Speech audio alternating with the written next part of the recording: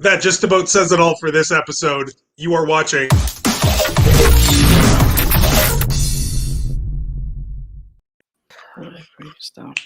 And we're just jumping right in. Holy jeez. That was fast. I told you it was going to be like 2 minutes from the time that countdown started. So Man, good I really had nothing I could say. This whole thing is pretty self-explanatory. I don't think anybody needs me to hype it up anymore. So, so how are you guys doing? Doing good, man. Can't complain. Busy day. I've been moving. Let me just close this. Yo, I'm using an Apple today for the first time, and it sucks balls. Doing good. Yo, I had to move all of my baby snakes this week from my downstairs into my adult room for 2 days, and then bring them all back down and clean everything. 150 tubs of babies. Oh my god, so much. Is that what made you decide that you had to let a couple of holdbacks go?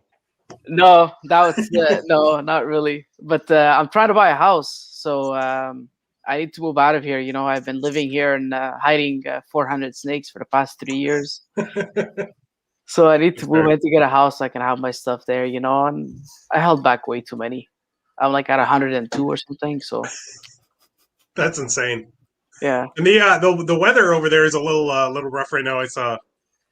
It's not bad. It's no? like It's good. I was out in a hoodie the past couple of days. It snowed yesterday, but after like everything melted, it snowed for like a few hours, but it's all gone. Oh, that's good then. Yeah. What about you, Jhun? In the 7 days it's been since you were on our show last. No, man, it's good. It's I've been excited to come back. That's for sure. Busy day for me too, but not as busy as a hustler. Look at that sexy ass hair. Dang, the comments are going nuts about it already. Yeah, I'm trying to get the comments up. Oh, the food's here. Is that all mine? Yeah. What do you mean? We're not sharing this? No, bro. Give me like just like a little bit, please. What are you eating? What are you eating? Bro, buffalo chicken mac and cheese. Oh my god, that's huge. Holy. But that's not all mine. We're 4 people to share it. They're upstairs, but they don't want to share it with me right now. Oh well. That's a lot. And I didn't smoke because I was coming on, so like it's gonna be hard. Well, whatever. I'll have a little. It's all right, man. It's all right. We'll make it work. Yeah. Man. Just gotta close this up. All right, we're all good. Okay, so if anybody didn't catch in the chat, Will is going to be a little bit late. If anybody here, knows who Will is, he's a busy guy. So we're happy he's coming on at all. So yeah, he'll be with us as soon as he can. But yeah, we're just gonna keep going. So we did talk to Jhun last week. Had a great episode. So I think maybe we should focus the first little bit of this on you, Khalil, because I think this is actually the first time you and I have even talked face to face. So yeah, I think I've seen you a couple of times at shows, but I've never. Yeah, very, but shy. never guy. really had a full-on conversation. So Yeah. let's just jump right in. How'd you get into the hobby, man? How did I get into the hobby? So 2014, I think. Yeah, 2014. My brother was like, well, first of all, I think he had a bunch of. My brother's always been the guy that has a bunch of reptiles. Like ever since my brother picked up like a copperhead with his hands when we were kids in Texas, having no idea what it is, and he was always into that kind of stuff. Luckily, nothing happened to him. But he used to always be into that. I was never into it. I like dogs. I don't really, Mm-hmm. And then he was like, "Hey, we can get some bulb." He had some beardies. He had some water dragons. Here we go. Everybody's eating, man. Oh man, yeah, it's dinner time.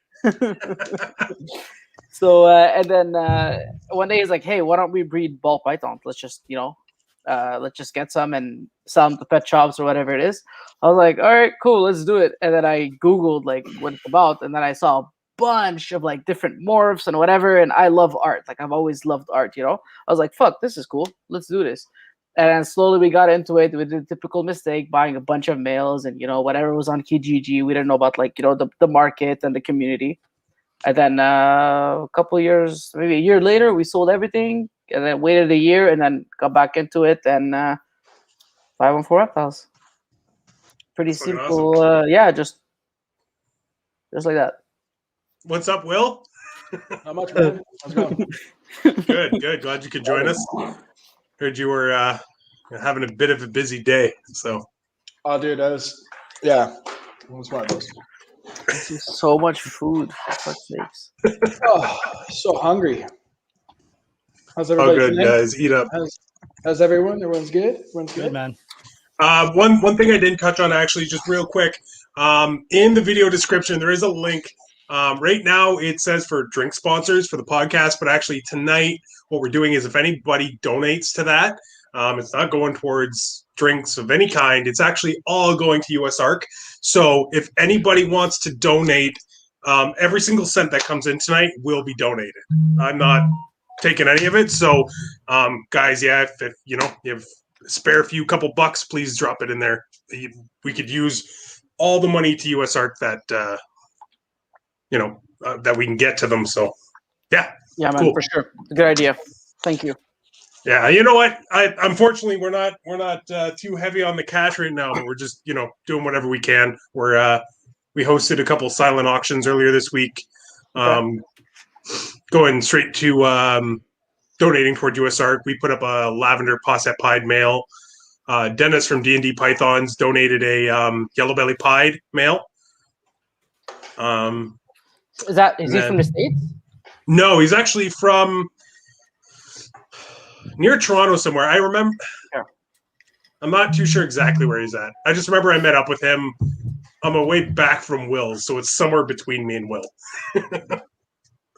And then Golden State Constrictors actually donated, I think, a Mojave Spot Nose, possible Red Gene, Ringer Gene, yesterday, and that auction went really well. So, we've probably put together like $600-700 donations just in the silent auctions. That's amazing. Yeah, and hopefully we can get a few more bucks tonight. So yeah, for sure. Yeah, it's a good cause. Even if it's not a lot of money, I mean, 800 is a lot of money, but here and there, if someone can do like $5 a month, $10 a month, just to keep it going, not just one time and forget about it. Just to really help the what US ARC is doing for us. That's a good question, Jhun. I was texting for more. Good call. You guys missed it. Jhun ran out of beer. He hasn't even started yet. Uh-oh. It's wasted. Yeah, how are you in the snake room? It's not too hot for you guys in the snake room? What's that? It's not too hot for you guys in the snake room? Just don't move. It's fucking hot in here. Yeah. That's awesome. Unfortunately, I don't have a whole lot of space to work with, so it's either this or my living room, and then I'd be sitting beside my wife watching TV. So that probably wouldn't be too good for a YouTube podcast. So Yeah. apparently, Don doesn't see the link in the description. All right, let me work on that, Don. I will figure it out. Cool. Anyway, so Sweat it out. Yeah. Oh, sorry, guys. Something's just going weird on my end here. I don't know why everybody's freezing. Is anybody else seeing that? Even my screen's freezing. I'm good. No? Okay, so it's probably just my StreamYard. Fuck, you guys are making me hungry. Dude. So, might as well get started on an actual topic. And I think this is broad enough that we can kind of go whatever direction we want with this conversation. But for everybody here, I knew Jhun was here last week, but out of everything that you are working on, what one project are you the most excited about? Who? Anybody. You boys first, man. Everybody. Albino spiders. Man, 2007 just called. Can't wait. I prefer the lavender albino spiders. Projects that I'm most excited about. Clown Pides. And Really? Sentinel DGs. That Sentinel stuff's crazy. I need to get some in. Between the stuff that you post and Nathan posts, and he also sends me a lot of pictures, that stuff's wild. Yeah, there's some cool stuff to do with it. Like, have you seen the Orange Dream Sentinel? I don't believe I have. It's dope. It's really nice. No, I'm excited about those two projects, Clown Pied and that. I have a few other projects in the works, but I think those two, I'm really excited to see what happens with them. And Will, you're in quite a few. So, out of the stuff you're working with now, is there anything that stands out a little more to you than anything else? Anything that gets you a little more excited, or are you just kind of there for all of it? Everything. I think everything's fairly exciting. I mean, Desert Ghost Clowns are going to be hot. Some of them are just going to be insane. You can take a look at what any clown combo, and know that Desert Ghost will make it better. We should start to crack the door open on the puzzle project this year. Tri-stripe stuff. Desert Ghost Pied stuff. I mean, Hypo Clown stuff. All of it, really. Yeah, you have quite a few different like double and triple recessive projects going. Not a lot of people have the capacity to be able to effectively run more than just a couple at a time. So you're probably in a bit of a better spot than a lot of people in that regard. Yeah, I mean, just those projects take space, and that's space is everybody needs space to run these projects to do it well, and it's not easy to do.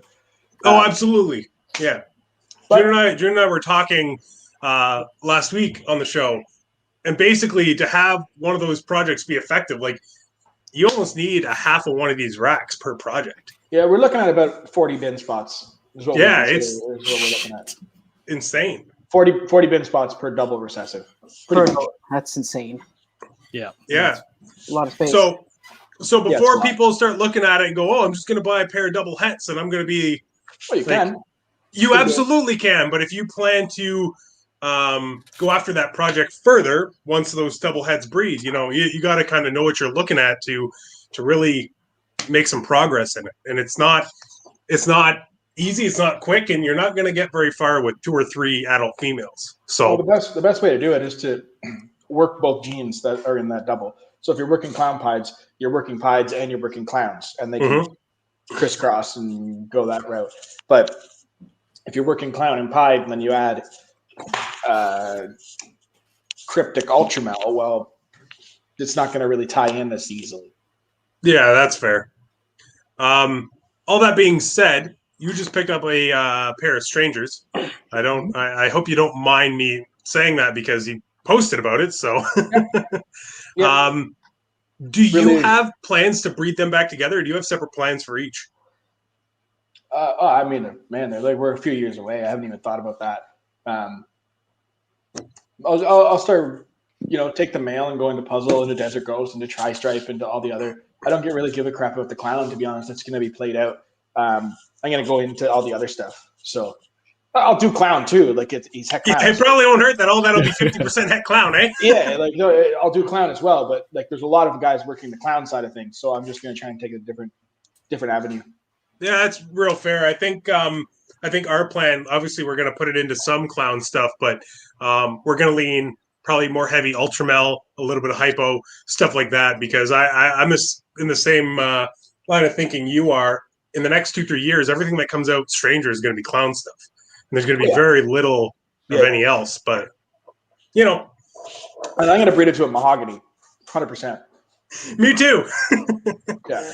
Yeah, no, we picked up a mahogany, what is it? Mahogany heterorhizanthic lesser hypo female that I picked up specifically for him. So should be interesting. Put it to bed once and for all. I don't think it's the same. I mean, I don't think it's the same at all. To be honest with you. But you think they're allelic, right? 100%. Yeah. Well, the hell do I know? I know as much as you do, right? Like there's stuff coming That's out right fucking now allelic. that we would have never thought was allelic. And then, you know what I mean? Like, how long did Enchi and like Cine and Black Pastel go without people picking up on it? And then the spot nose and chocolate and all this other stuff. Like, I feel like a lot of stuff's rolling in that maybe we didn't expect in terms of Cypress and red stripe are. Exactly. Yeah. So, Black Pastel and Sheer allelic. Supposed to be. That's what people are saying. Is that proven though? Like I haven't really seen much for that.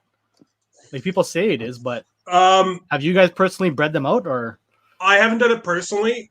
What happened when we first saw it, I was still working for Billy, and we went back through 2 years of his clutch cards because he writes all of his results on the back of the clutch cards after they hatch.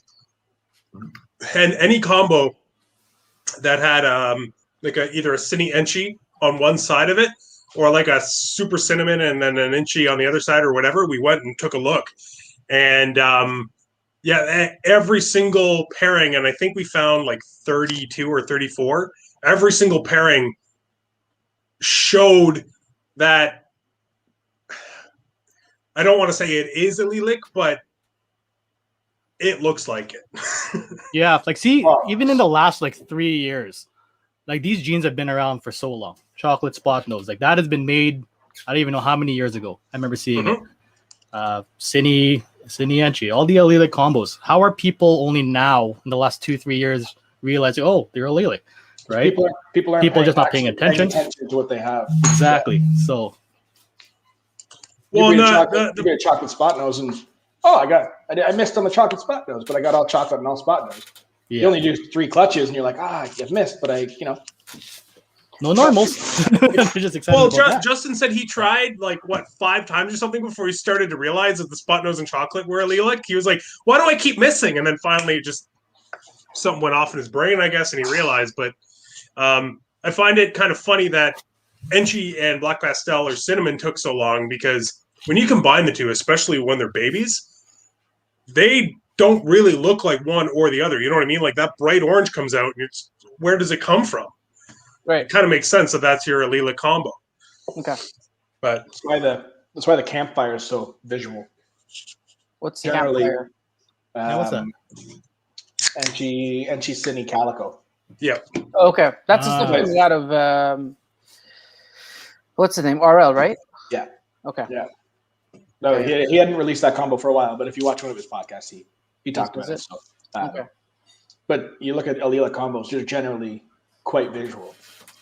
Yeah, are there any allelic combos out there that you can't tell? Because I feel like they're all Blackhead spider. What's that? Blackhead spider. Well, hold on, but that's a whole different side. That goes so far that it comes back to a normal looking snake. Yep. Like the two of those combined, it looks nothing like either. Yeah.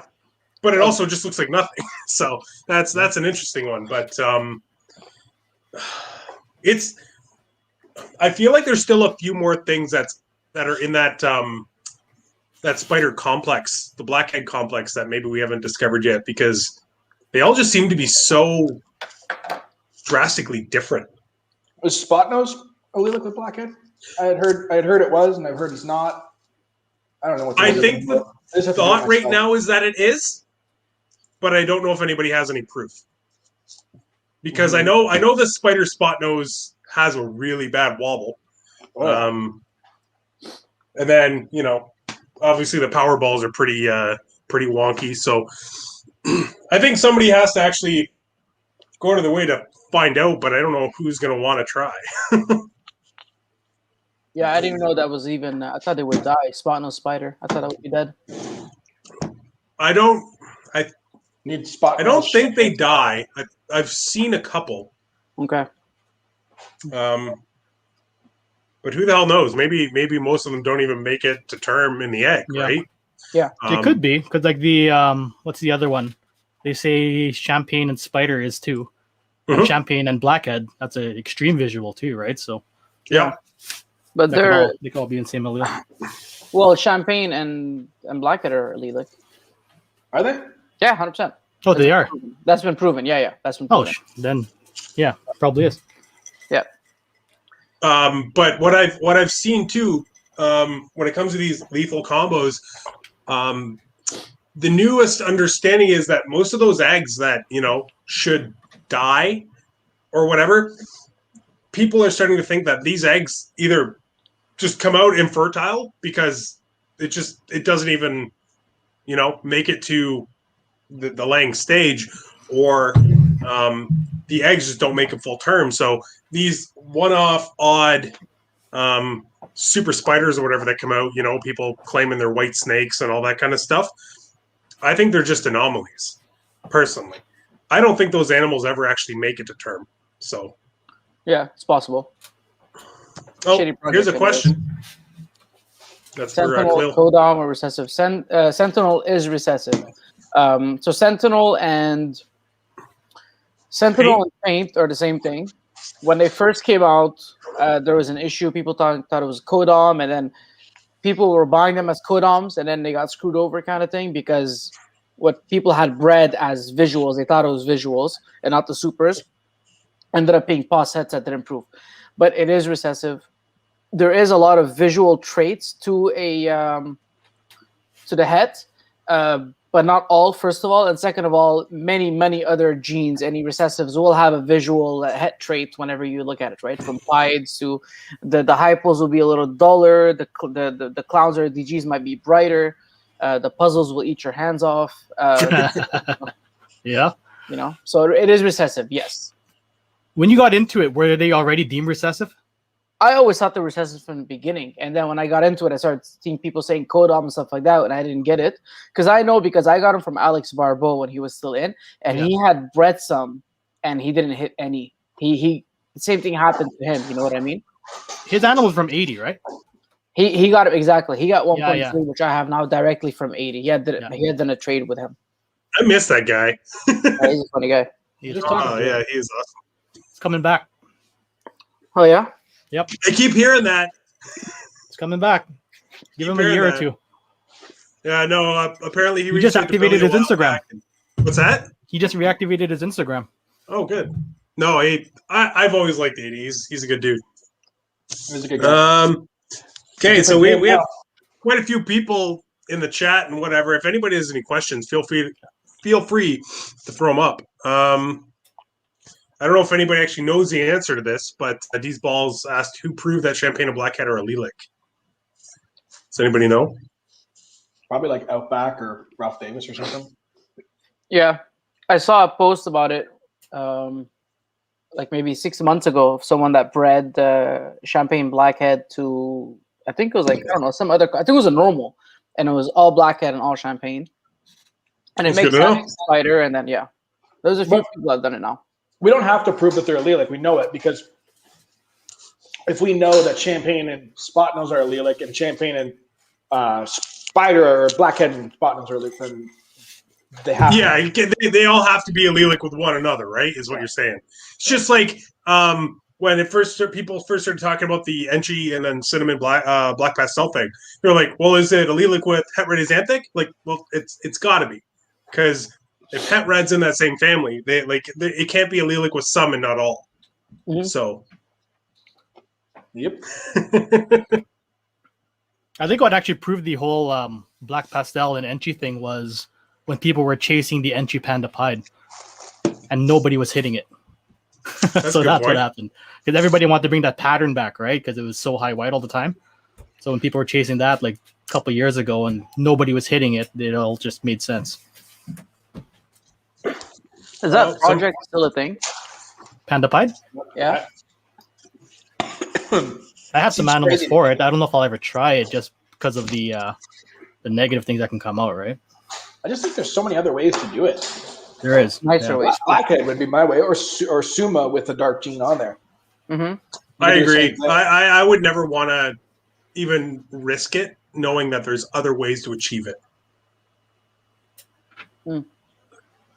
Like, I mean, you can do it with the super blackhead. You can do it just blackhead, black pastel. You can do it. You don't even need to do 2 black pastel, you know? So Storm Exotics says, question for all 4 of you. You start over and can't have any recessives. Which 3 genes do you choose? That's a good question. Damn. No recessives? What's that? You get pretty boring pretty quickly. Maybe he just means no recessives to start off with. Maybe you can't pick any right off the bat. Orange Dream, Lace, and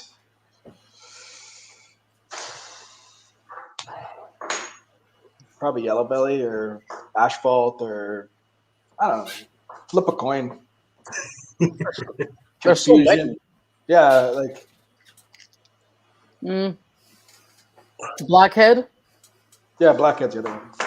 Blackhead. OD, Lace, and Blackhead. Yeah, fuck. That's So I'd be Leopard, GHI, and then probably Blackhead. I got to pick something you got to pick 3 good genes with supers, or else you run into issues really fast. Yeah. But that's hard. I mean, that's why we have 400 snakes, because we can't. It's tough, man. I'd say leopard, spot nose, and probably orange dream. Spanos is nice. Spanos is it works almost everywhere. Yeah. Yeah, the only thing that's kind of iffy and it's pied, and even then it's still. But there's no recessive in the world, so we're good. Yeah. If you look on the screen, it says no recessives to start. Oh, okay. So you can work those into recessives down the line. But you can only start with 3 codoms or dominant. Any other questions, guys? No. Okay, cool. I think that question pissed Will off. Yeah, no recessives. He's getting further and further away. He's like, I'm out. Fuck this. He's just gonna disappear into the background. Yeah, sinking in his chair. Like, fuck this. That's funny. I'd have to go with 3 genes that have good supers, and then treat them like recessives. Right, like a super lace, super black, and super OD. That'd be like a triple. Yeah, the only downside to what I picked there would be the super leopards wouldn't show anything, so I'd have no idea what's super. All right, this is for I guess Will and Khalil, because I think Jhun answered this last week. But how many clutches are you guys expecting, or at least hoping for this year? Will? We should be, 100, 120 range. Damn, it's a lot of snakes. That's solid, Dude. Yeah. You have somebody helping you, right? You have Adam? Yeah. Is it? Yeah. Full time? No. Not yet.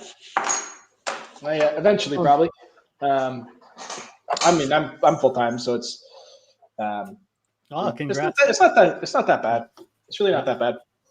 120 is not it's a lot, but If you're doing it full time, I imagine it's manageable. Like if you're putting all of your time into that, I can imagine. If I had to do even, let's say 50 clutches, while also still working 44 hours a week, I'd probably die.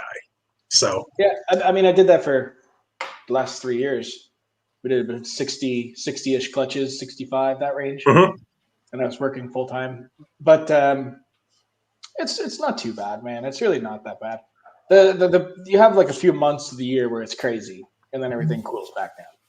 See, I personally get lucky because if for some reason we ended up with 50 clutches, I'm actually personally only dealing with 25 because I have Nick to help me out. So 50 still isn't that bad, but if I had that many on my own, like I think I'd go nuts. Like that's a lot of work. So it is, but big reward too. Oh, absolutely, yeah. I imagine it's definitely worth it. It's just wow. You have your collection split up with Nick, like 2 different locations? He's about 10 minutes away from me, so it's not far. But yeah, we do have it split up. Just for now, we're looking for a place right now that's kind of central to both of us. But right now, it just makes sense. I have most of the hatchling stuff here because I have more experience than he does, and then he has a lot of our grow ups and adults. So what's the Nick's story? How did you guys meet, and how did you guys partner up? Oh my god, I've been best friends with Nick for years. So basically, we have a bigger friend group that are like 8 or 9 of us. And for years, I tried to get them interested in this. So our one buddy, Jacob, who's like, he's like a geneticist and he works with mushrooms and all this kind of stuff. Like he grows his own and all this. I thought he'd be the one that would get really interested in it just because I wanted somebody in our friends group to kind of talk like about it too. But one day I had to go into Billy's to clean a bunch of bins, and it was going to be a really rough day. This is back before he switched over to Coco and everything was on paper. And everybody else that was supposed to go in, there was supposed to be 4 of us. Everybody called in sick except me. And it was just like, it had to be 1,000, like 10 series bins that we had to clean. And I was like, I'm not doing that by myself. What? So I called Nick and I was just like, hey, can you come give me a hand for, 4 or 6 hours? I'll give you some money. Like, just help. I need a hand. Yeah. And yeah, he eventually just fell in love. Talking about buying stuff together and all this kind of stuff. And then we realized, we might as well just, pull the trigger and just do this. So, yeah. See, because of me, the reason I asked that is because I have a local buddy that I'm really close to as well. And he had a collection of snakes. You guys probably all know him, Kyle.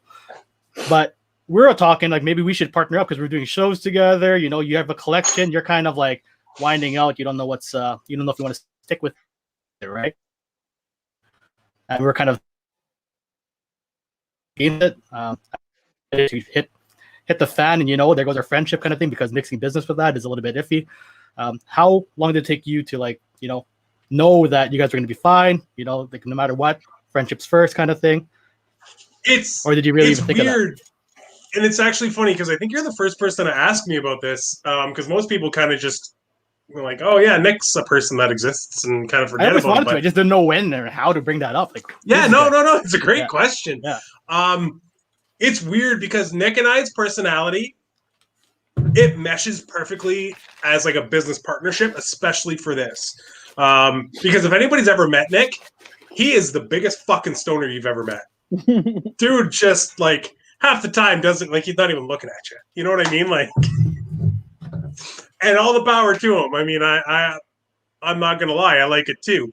But it's funny because I have more knowledge in the hobby than he does. So he'll lean on me for the technical stuff. And I lean on him more on the creative side. I don't know how, but in the middle of the night, will text me pairings that I never even dreamed of. Just, stuff that we have that I should have thought of, just never did. And it's worked out really well for us so far. And he's actually the entire reason we have pieds in our collection. I wasn't a fan of pie. It's not for everyone. It's all good. But he loved it. And I was like, all right, if we're going to bring in some pied, we should bring in a heavy hitter. So that's when we bought the Banana ODYB Enchi pied. And since then, yeah, it's just kind of snowballed. And now we have as much pied as we do everything else. So pie's a tough one to, make hot, if you want to look at it that way. I think Will can attest to that too. It's tough. and then you hit the combo finally, and you have a fucking full white snake with just a head pattern. I remember Can't even it was around the time Nick was trying to talk me into bringing some Pied into the collection. Billy and Will were talking at an expo, and Will brings up a picture on his phone to show Billy, and I'm just standing there. He's like, I actually hit, because he was talking about Desert Ghost Pieds. And Billy was like, oh, yeah, you hit that one this year. And he's like, well, actually, I hit 2, but I didn't even bother posting this one. He pulls up a picture on his phone. And I'm pretty sure, Will, was it just the head? Yeah. She's breeding. She's breeding this year. It looks nice now, though. That thing looks nice now. It's actually kind of cool now. I like it now.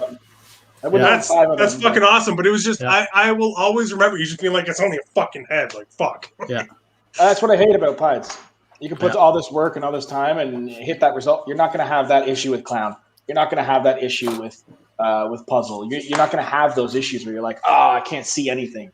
You can't have a low expression Clown where you don't know it's a clown, right? Like, you don't lose the pattern completely. So, no, I totally hear that. It's just so dominant sometimes, but I'm kind of scared. My only clutch in the incubator right now is Red Axanthic Het Pied to that boy that I just talked about.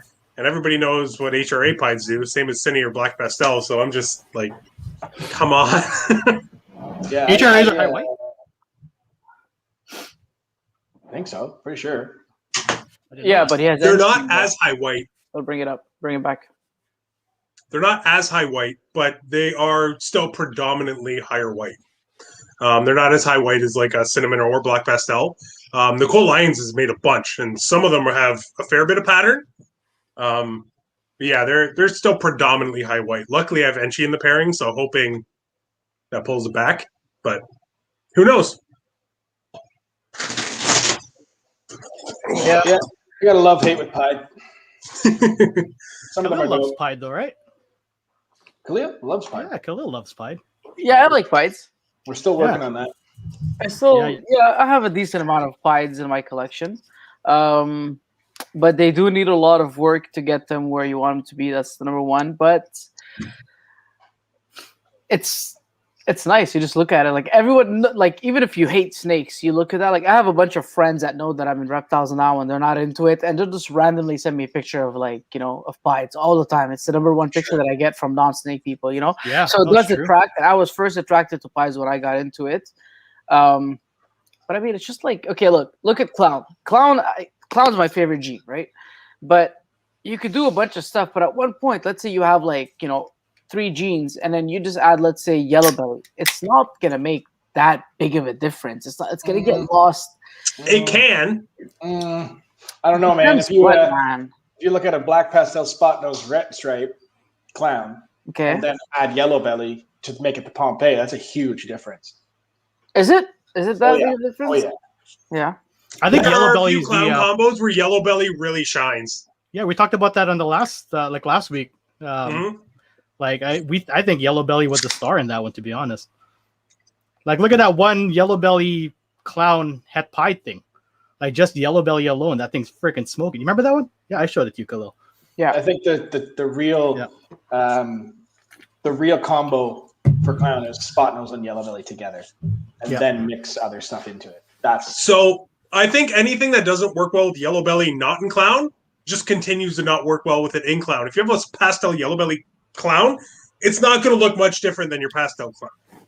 So right, you got a bit more red and stuff in the side. Yeah, it adds a bit more, but not a ton. But you're right. Like that spot nose yellow belly Clown I got off you, a year ago, almost a year ago today. That thing's one of the most insane animals I have. It's a cool combo for sure. Yeah. Spot nose is good. Beautiful. So yeah, hopefully make one in Desert Ghost this year. Shit.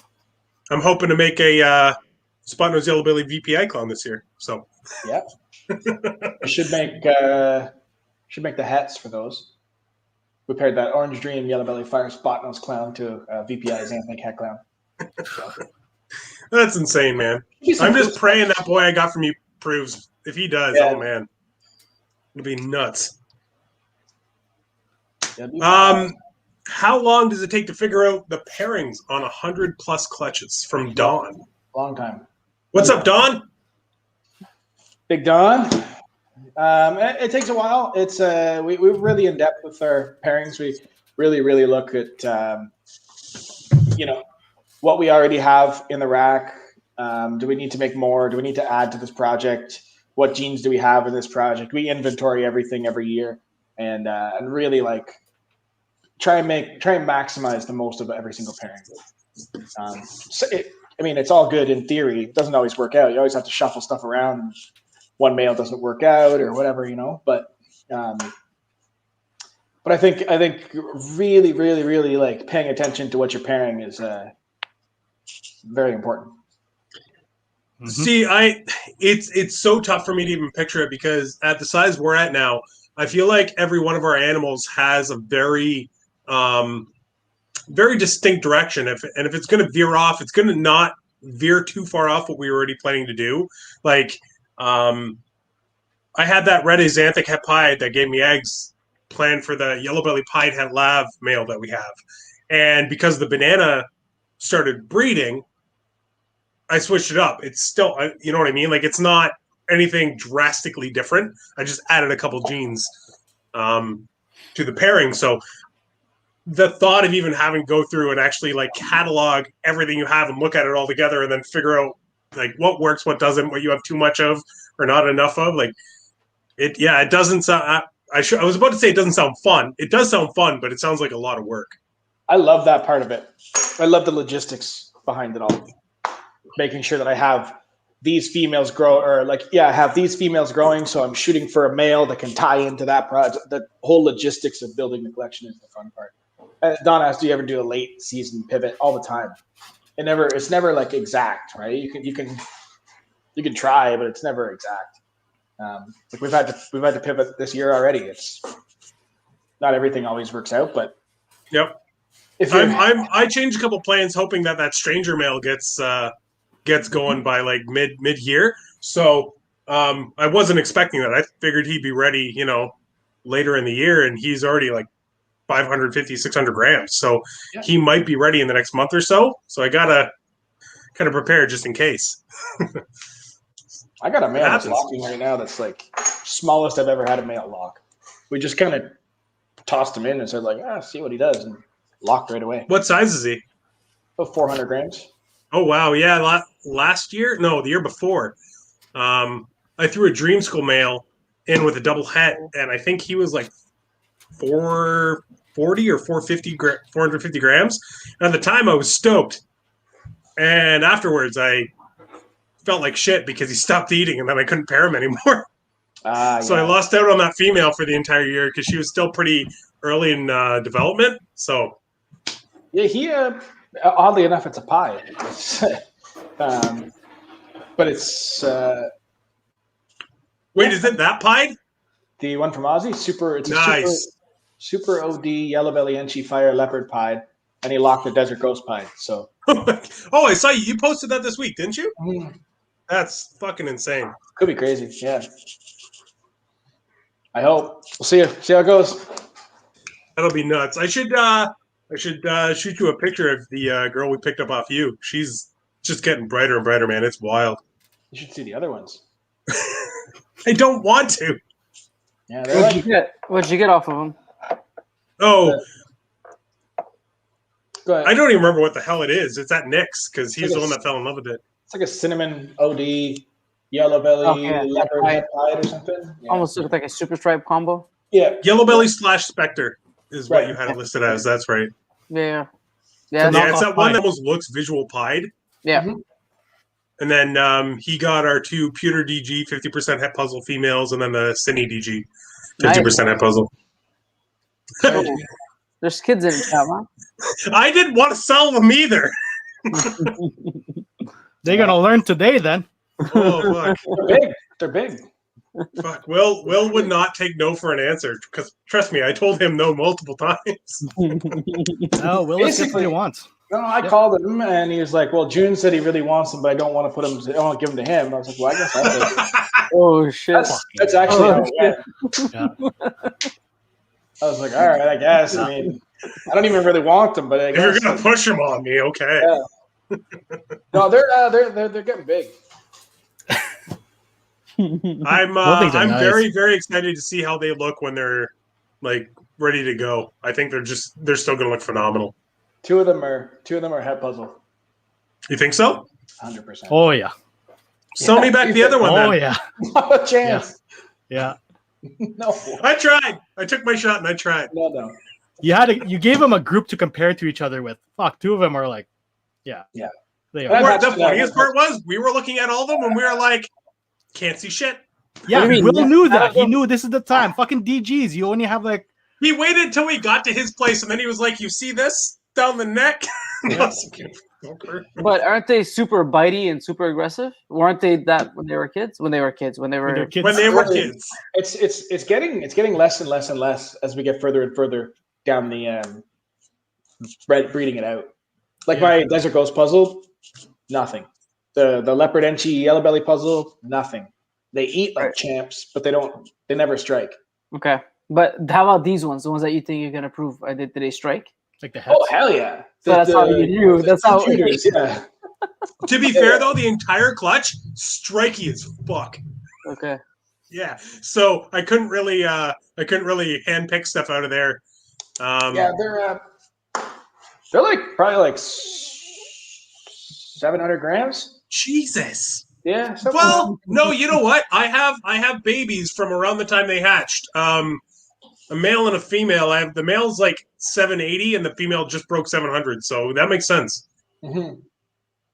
I actually took your advice for feeding them when we were down to drop those off. Yeah, and they've just been exploding. So every 5 days. Yeah, they're killing it. House of Gaia, Sal asked if you guys had to take over someone's collection, whose collection would you pick?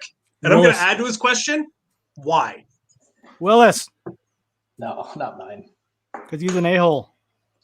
I'm going to say Roland, just because I feel like he has a lot of stuff squirreled away. To me, it's not even up for discussion. Justin's. No. Oz? Yeah, I figured. It was a hard decision for me, but either one, yeah. Ozzy or Justin. I mean, why? Why? Yeah, just because of what they like, the complexity and the how advanced their collections are. Like in my eyes, there's Ozzy and Justin, and then like a 6 mile gap, and everybody else. Legit. That's like I'm not even joking. Like that's. Oh, I know you're not joking. That's why I'm laughing. No one's. You've been to both. Yeah. So. I've seen them both. There's there's lots of big breeders and lots of guys that have like really nice collections, but those two guys are like is. Do you still consider Ozzy underground? No, he's like yes, like he's hiding like 80% of his shit. No, I don't think so. I just think Ozzy just lives his life, man. I think he's not obsessed with the social media aspect of things, and he just he makes really crazy stuff and just lives his life. I'm in the same boat. I think he just doesn't care enough to share every little thing he does. Well, when he does, he shares it all within 2 weeks. Well, he breeds like his seasons to get it done and over with in like 3 months. Wow. Jeez. I mean, I can't speak for him, but what about you, Khalil? Yeah, I think same thing, man. Justin or Ozzy, they have. I mean, I know that Roland in Europe has the monsoon clown, right? Moray. Well, which is monsoon. Yeah, but he has a nice collection. He has some really cool stuff, but. I think overall, yeah. I mean, Ozzy or Justin. Justin shit is just nuts. Like it's just my train of thought on it was, I feel like if I said a guy like Justin or Ozzy, I would never be able to keep up with what they're doing. Like if I just took on their collection, I would bomb because it is just so much so fast. And that's not to say Roland doesn't have a massive collection. I'm sure he does, but I have a feeling it's not anywhere close to the size of those two guys. You'd be surprised how manageable sized Ozzy's collection is. Maybe I'm just making assumptions, but Justin's is big. Justin's is very large. Ozzy's is like a really nice number for yourself and maybe one other guy to work. That's cool to know. Yeah. There was another question that was dropped here.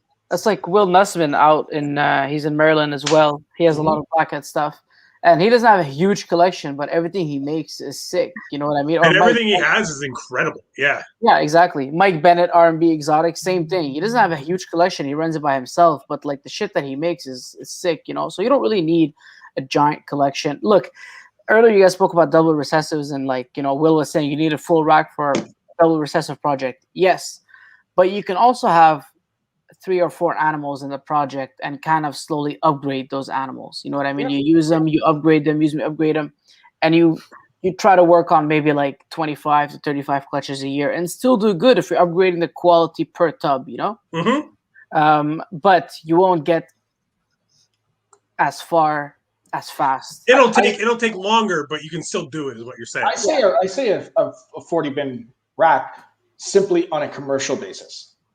Like that's the only reason why. Like I want to make if I'm trying to make enough double recessives where I can hold back what I want and still have stuff for sale. Yeah, I need a big collection of them. But if I'm just like hobbyist and I'm gonna let 1 or 2 go here and there, yeah, you don't need a full rack.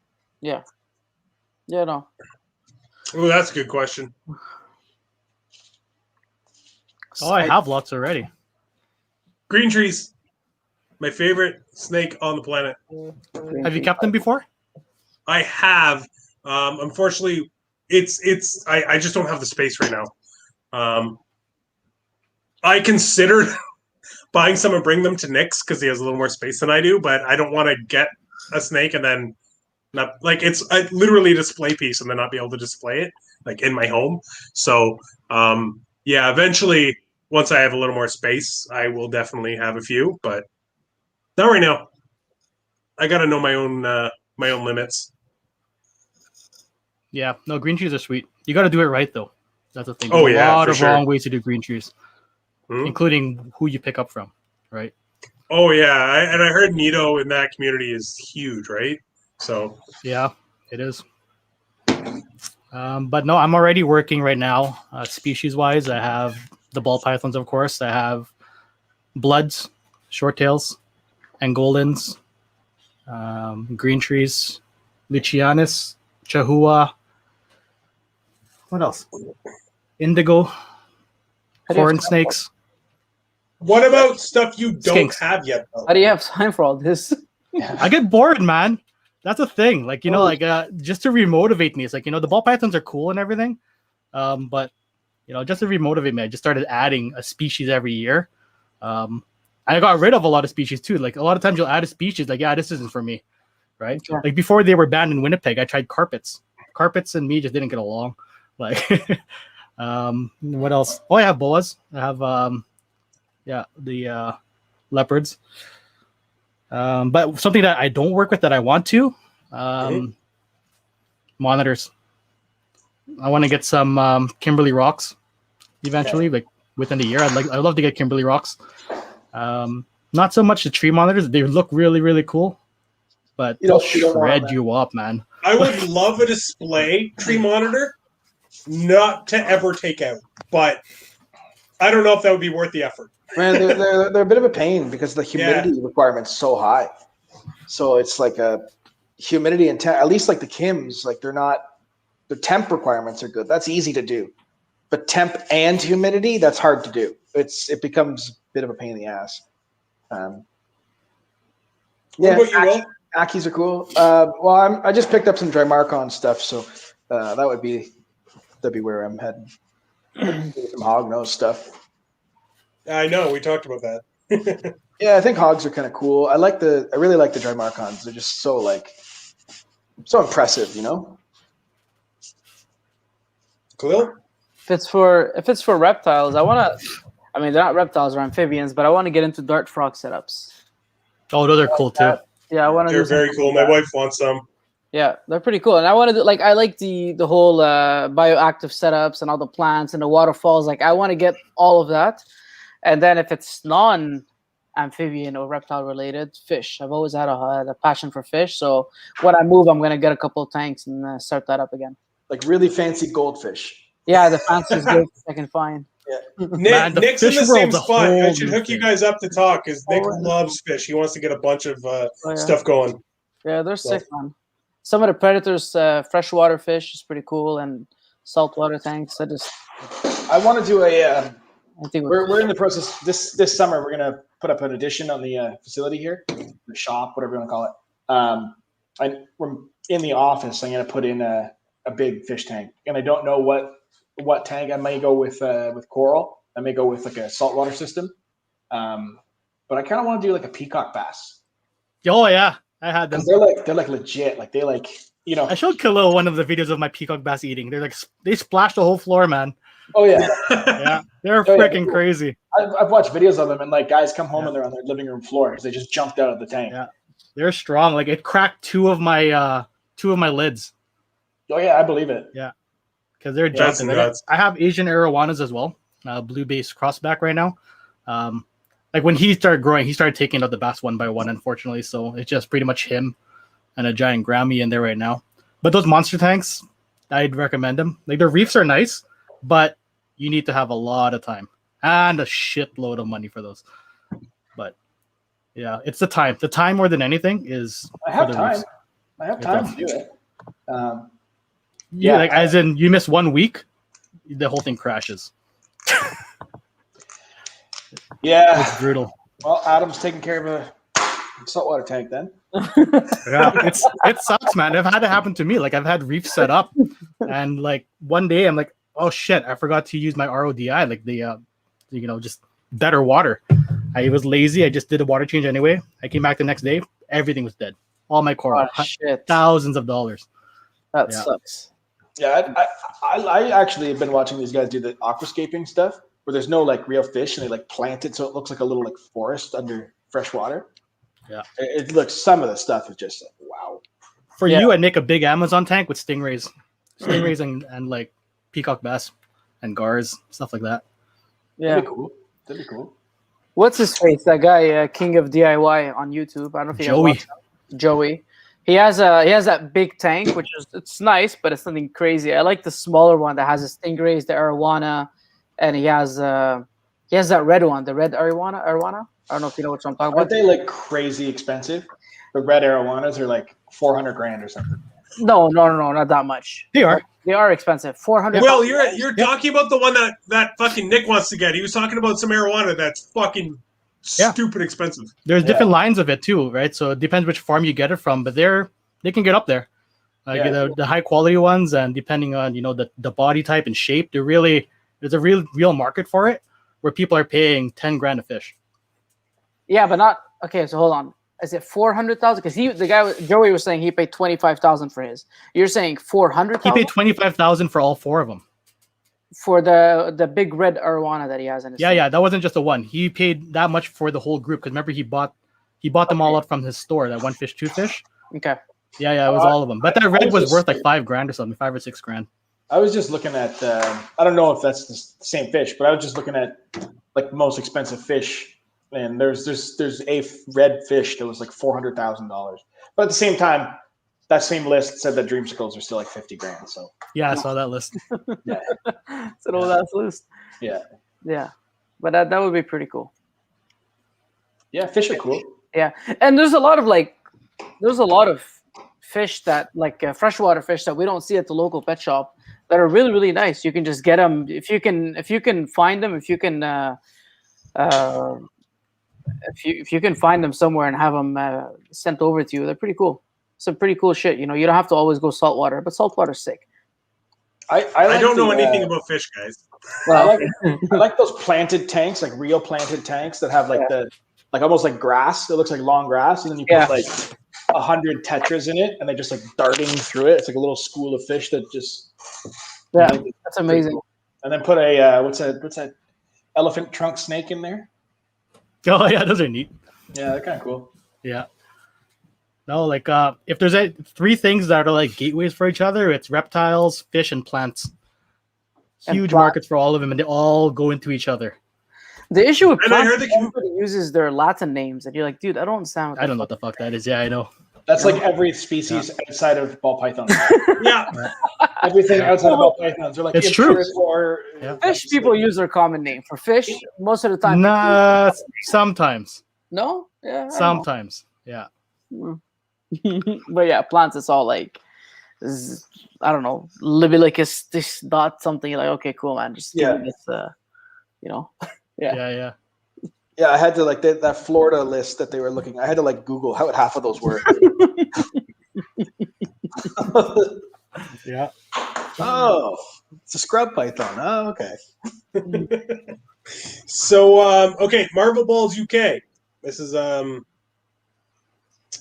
bit of a common question, but I want to know what each of your input would be on this. Any advice on getting my breeder pied male to eat? Been 20 weeks, and he's showing no interest. Tried ASF live, smaller prey, moving to a new tub. Pulled him from breeding after he lost 400 grams. That's a lot. Yeah, that's significant weight That's loss. huge. I would have personally pulled him before that. If I saw even, depending on the size of the male, if I saw even 100 grams of weight loss, I probably wouldn't let him keep breeding. That's a big weight loss for 4 months, like 20 weeks. Yeah, So yeah, That's so huge. 5 months. there are some. I've had males that just die. I mean, I know it sounds. He just yeah. and it wasn't It actually happens. my male. Alex Barbeau, before he got out, he gave me his original GHI that he brought from Matt Lear, like a while back, and he bred him. But at one point, he just stopped eating and stopped breeding for him. He's like, "Here, try him out, and if it works, it works."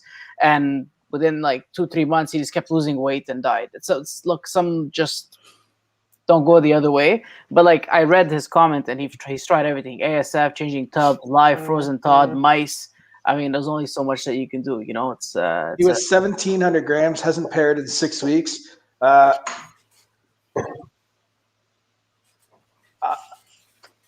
say keep going. He's still 1,300 grams. I didn't realize he's a big boy. Yeah, I thought you meant like he was damn. going to be like a 750 gram snake, and now he's 350. Okay. He's in trouble. But This is like the fucking Motley clown we got from Justin. It showed up here at 1,800 grams, and the thing didn't eat for like 8 months. And by the time it went back on food, it was actually ideal breeding size. yeah, It was so big. generally they're gonna, once they go off of food from female, like from breeding, it's gonna be 2 months on their own before they start taking food again. Yeah, I'm sure he'll get there. Likely, even when you weighed him at 1,700 grams, there's probably some food or residual meal in him at least. These rats are like 300-400 grams themselves sometimes, right? So I'm not saying that it was, but maybe you weighed him when he was big. That's a big rat. So you took a. Oh yeah, you feed weans. I forgot. 400 gram rat. Oh yeah. What are you feeding? Fucking 10-foot boas? Yeah. Some of my bloods are taking that, no problem. That's where all my retireds go. So. Oh, that's fair. And That's plus, fair. I have some freaking monster clowns that are like 4,000 grams. Some of them will take jumbos easy.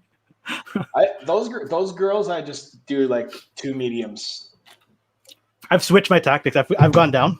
I just find that they laze around a lot when you do the big meals. You have to give them more time before you can even pair them. So.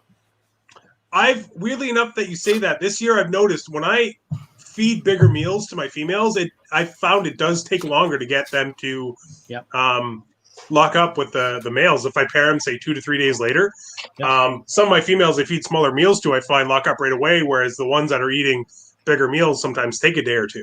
So it's kind of a neat thing that you mentioned there. Yeah. All right. Well, Magnitude's in the house, and thanks for the rep there, Jhun. Yeah, man. Nice hat.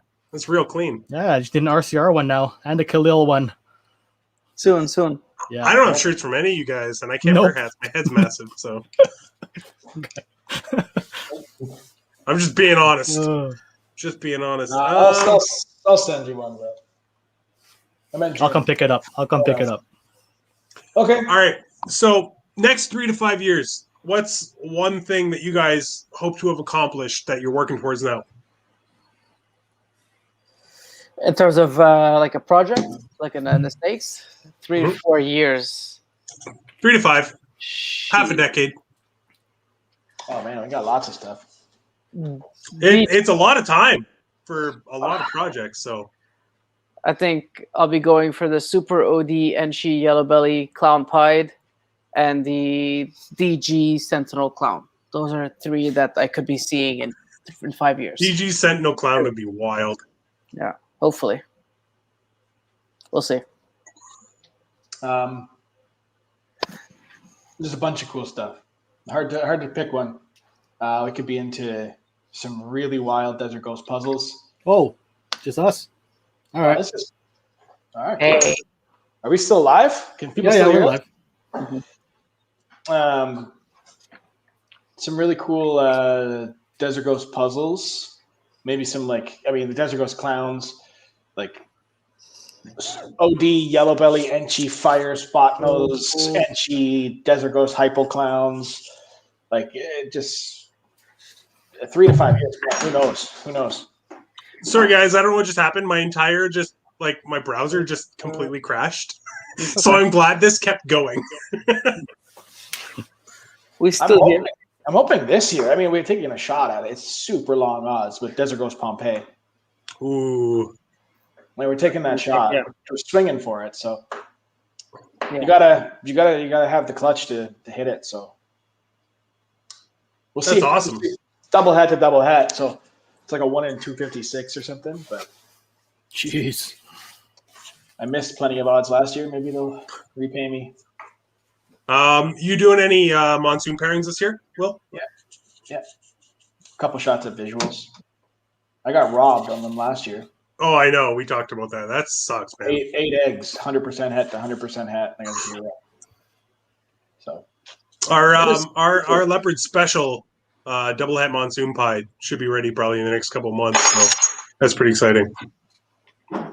Leopard Special Double Het Monsoon Pied. Female. Yeah. What do you plug into there? I actually don't know because I don't have a male for her yet. We bought her off Billy when he hatched the visual, and that was a sister. And if you've seen a picture of her, there's no doubt that she's het monsoon, and she's got a massive ringer on her. But there isn't a male that exists that's really good to put to her right now. Nobody's done the monsoon pied yet, so. The only thing I really have, unfortunately, is a special het monsoon plus het pied that's actually her brother, and I kind of don't want to use him. So I'm not sure yet. We'll hopefully have an answer soon. Monsoon hasn't grown on me yet. I honestly just like what it does to hets. I love what het monsoons look like. They're very visual. Yes, Uber, no? Yeah, it's brutal. Monsoon, it's really overpowering. Sunset, I'm starting to warm up to. I worry about that with monsoon. Yeah. In a big way. I'm just praying that the monsoon pied isn't all white, because I think it might be. I don't see why it would be. Because I shouldn't say most, because I guess pinstripe pied's high pattern. But I don't know. But I look at I can't think of another double recessive pied that's all white. That's fair, but I'm looking at heavy pattern mutation, and when it comes to spider, that's all white. Spot nose, all white. Well, not all white, but mostly white and pied. So I'm praying you're right, because we have that. I don't think it will be. I think it'll be just as variable as any pied. I hope to God you're right. Honestly, I think it'll be normal pied with monsoon patches on it. That would be incredible. That would be the best case scenario, I would say. Yeah, I suspect it'll be fine.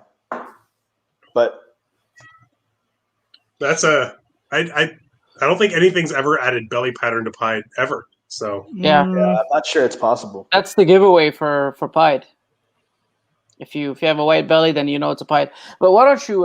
2 questions. Why don't you plug in a pied to that female and try to make a bunch of visual pieds past het monsoon with some wicked patterns? Also, quick question. Sorry if I'm behind this. How did Billy make double het if he doesn't have a visual monsoon? Did he? Does he have one, or I don't know? So our female's actually technically a 66% het monsoon. Oh, okay. I'll send you a picture of her. There's no chance she's only like leopard special. She looks like the whole visual like yeah. Okay, so technically she's not a double head, but I think Jhun, was that today that we were talking about her? I sent you or you saw the picture. If that's the one you sent me, that I said, "Holy shit, what's that?" Yes, that's that one. It's absolutely wild. Look. It's the most erratic pattern. Yeah. It almost looks like you took the in between of a monsoon and a leopard special, and that's what the pattern ended up looking like. So, I mean, that's basically what it is. Yeah, and so I don't have any doubts in that. She'll prove it at monsoon, but why don't we just put a pied to her? We're thinking about it. I would for sure. Yeah, we have the banana ODYB entry pied, and then we have an ODYB pied het clown coming from Miguel. So, but it's also only Paws het pied too, right? Technically, but it's got a ringer this big on it. So that was in the same clutch as the leopard monsoon he hatched. 2 visuals, the one died. Yeah. Yeah, I remember the hatch. Like, oh, how's a ringer? Oh, it could be het pied. So that's the same one. 2 animals in the clutch had the ringer. That's why he thought, because our female, just because of how busy the pattern is, the ringer itself wouldn't surprise me, but there was another male in the clutch that was only, I think, just a leopard. Yeah. And it had a wild ringer on it too. So, I'm hoping. I worry about Monsoon's the longevity of that project, simply based on the fact that if we look at other recessive genes, the ones that overpower frequently, they don't tend to do well long term. Yeah. You need to be able to change that pattern. You got to be able to do it. If you can't do it, well, now it's just add colors. Really, now it really is. My only rebuttal to that would be G-Stripe died and is now coming back. And the reason that people were avoiding G-Stripe was coming back with clown. Outside of that, not really. But people are swearing that it's going to be the next big thing now because it's gaining some popularity. So who knows? Like it's kind of hard to judge our hobby now based on what has happened because of how different the hobby is now, right? Yeah. Yep. So for sure, it's just with any gene, you need to be able to alter it. And I worry with the monsoon based on the leopard monsoon. Leopard is like it's going to change everything. Yeah. Put leopard in anything, it changes it quite drastically. And it just sort of made it darker, you know? It's like you can tell it's leopard. There's no doubt about it. And it's a wicked looking snake. If I get monsoon, I'm going, like, if I hit a monsoon, I'm going instantly brighten it. Desert Ghost, hypo, super color mutations, I think, are the way to go with monsoon. That's why we immediately went hypo. Because I completely agree with you. I think if there's anything that's going to drastically change that animal, it's probably not the pattern that's going to do it. Yeah, exactly. So I agree with you. We'll see. One of the things that you got to do is you really got to try and keep pastel out of monsoon. And I've seen some of the monsoon. They like completely wash out, like completely. It looks like a champagne. It's a patternless. Yeah, it looks like a pewter combo. Yeah, like fully blown out. No, that's right. Like not bashing the animal or anything, but even like Billy's newest monsoon male or whatever. I have pictures of it. It's awesome looking, but it is not what it should look like. No, that's what I mean. And the thing that worries me is they sold this animal as a pastel stranger moray. But the animal just is a yellow snake. Yeah. How can you guarantee there's stranger in that animal? That's how? I'm with Will. I'm like worried about that gene because same thing with like the powerful genes. Like let's go back to even like G-Stripe and like I think it's VPI's patternless or whatever. All you're gonna see is people reposting. Oh, I hit this, but it's not really that. You don't get that wow factor because you're just seeing a little bit of a difference in color in each one. Right. Like, and that's all you're seeing. Unless pied will be the visual that's like, oh crap, that's gonna be our new goal now. But then what? Right? It's just changing the color of that monsoon pied now. Basically, that's my worry. I just see that monsoon. Like I don't get me wrong. Like I like monsoon. I'm gonna make him. So I'm not shitting on the project in any way. I just think that we have to look at the gene objectively and be like, okay, this is what this gene actually is. And I think it's a very strong granite type gene. It's a granite super form of a granite of some kind. And with most other species, granite is a white. You're right.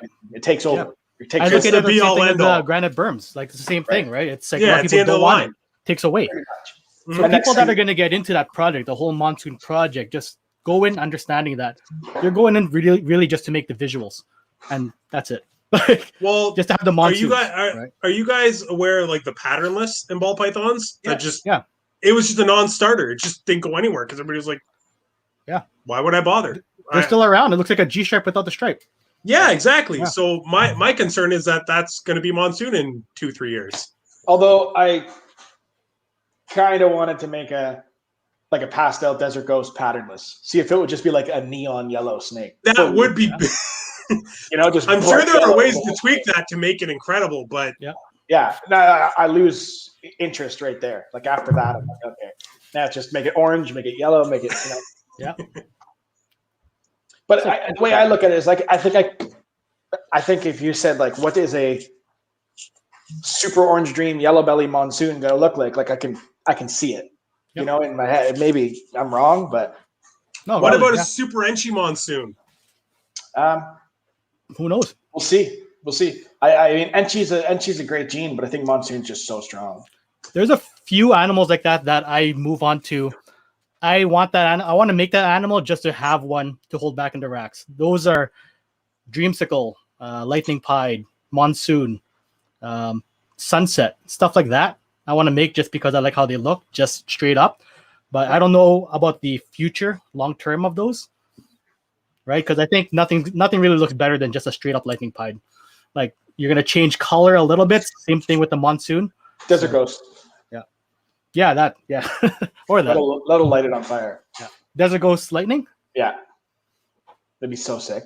That'd be so. I completely agree with you, and actually, I think right now Mark Bandic's doing like the OD combo lightnings, and it's just not doing it for me. It's actually taking away what I like about the lightnings, which is that stark contrast. Although I got to give Mark credit when I've seen those OD lightnings in person, and they're now 2,500 gram animals, and they're pretty fucking impressive. I'm okay. Yeah. I'll admit I haven't seen them as adults. So, speaking of which, Will, we're actually going to be out your way tomorrow and Sunday.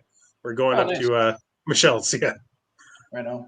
I thought I missed a question, but apparently I did not. Yeah. Okay. That means granite overpowers a lot. Yeah, and I feel like it's going to be the same. I think it's a granite type gene.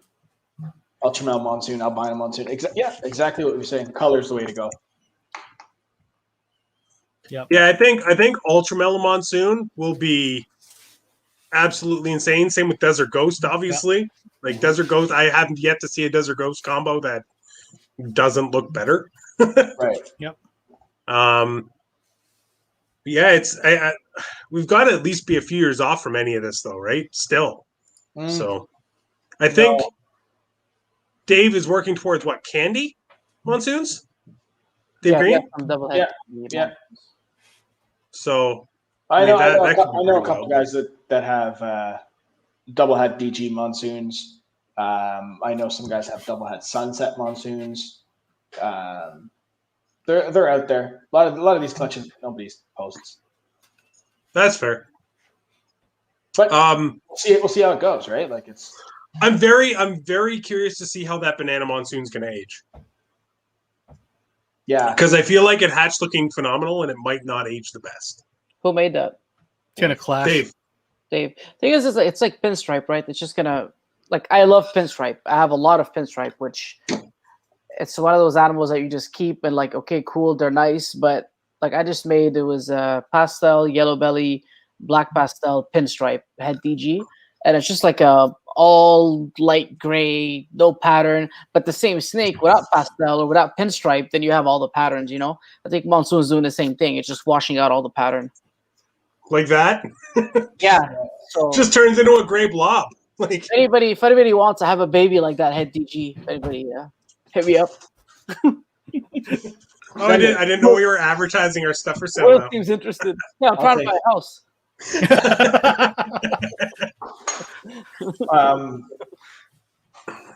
Oh, Shit, forgot. that's a good question. About one How 1 many to 8. males to females do you Did you keep? say 1.8? Wow.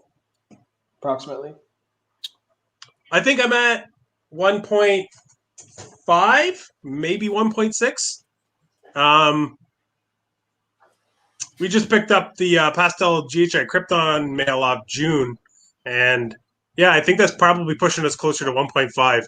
We're pretty male heavy all of a sudden. It's not bad. The 1.5 is good. Yeah. Yeah, you know what? I actually found myself very stretched out last year for my males, and I was getting a little bit concerned. So I think I'd rather not have that worry anymore and have a couple more males kicking around. Do you ultrasound? Yeah. You do. So with an ultrasound, I'm fairly comfortable at 1 to 8 range.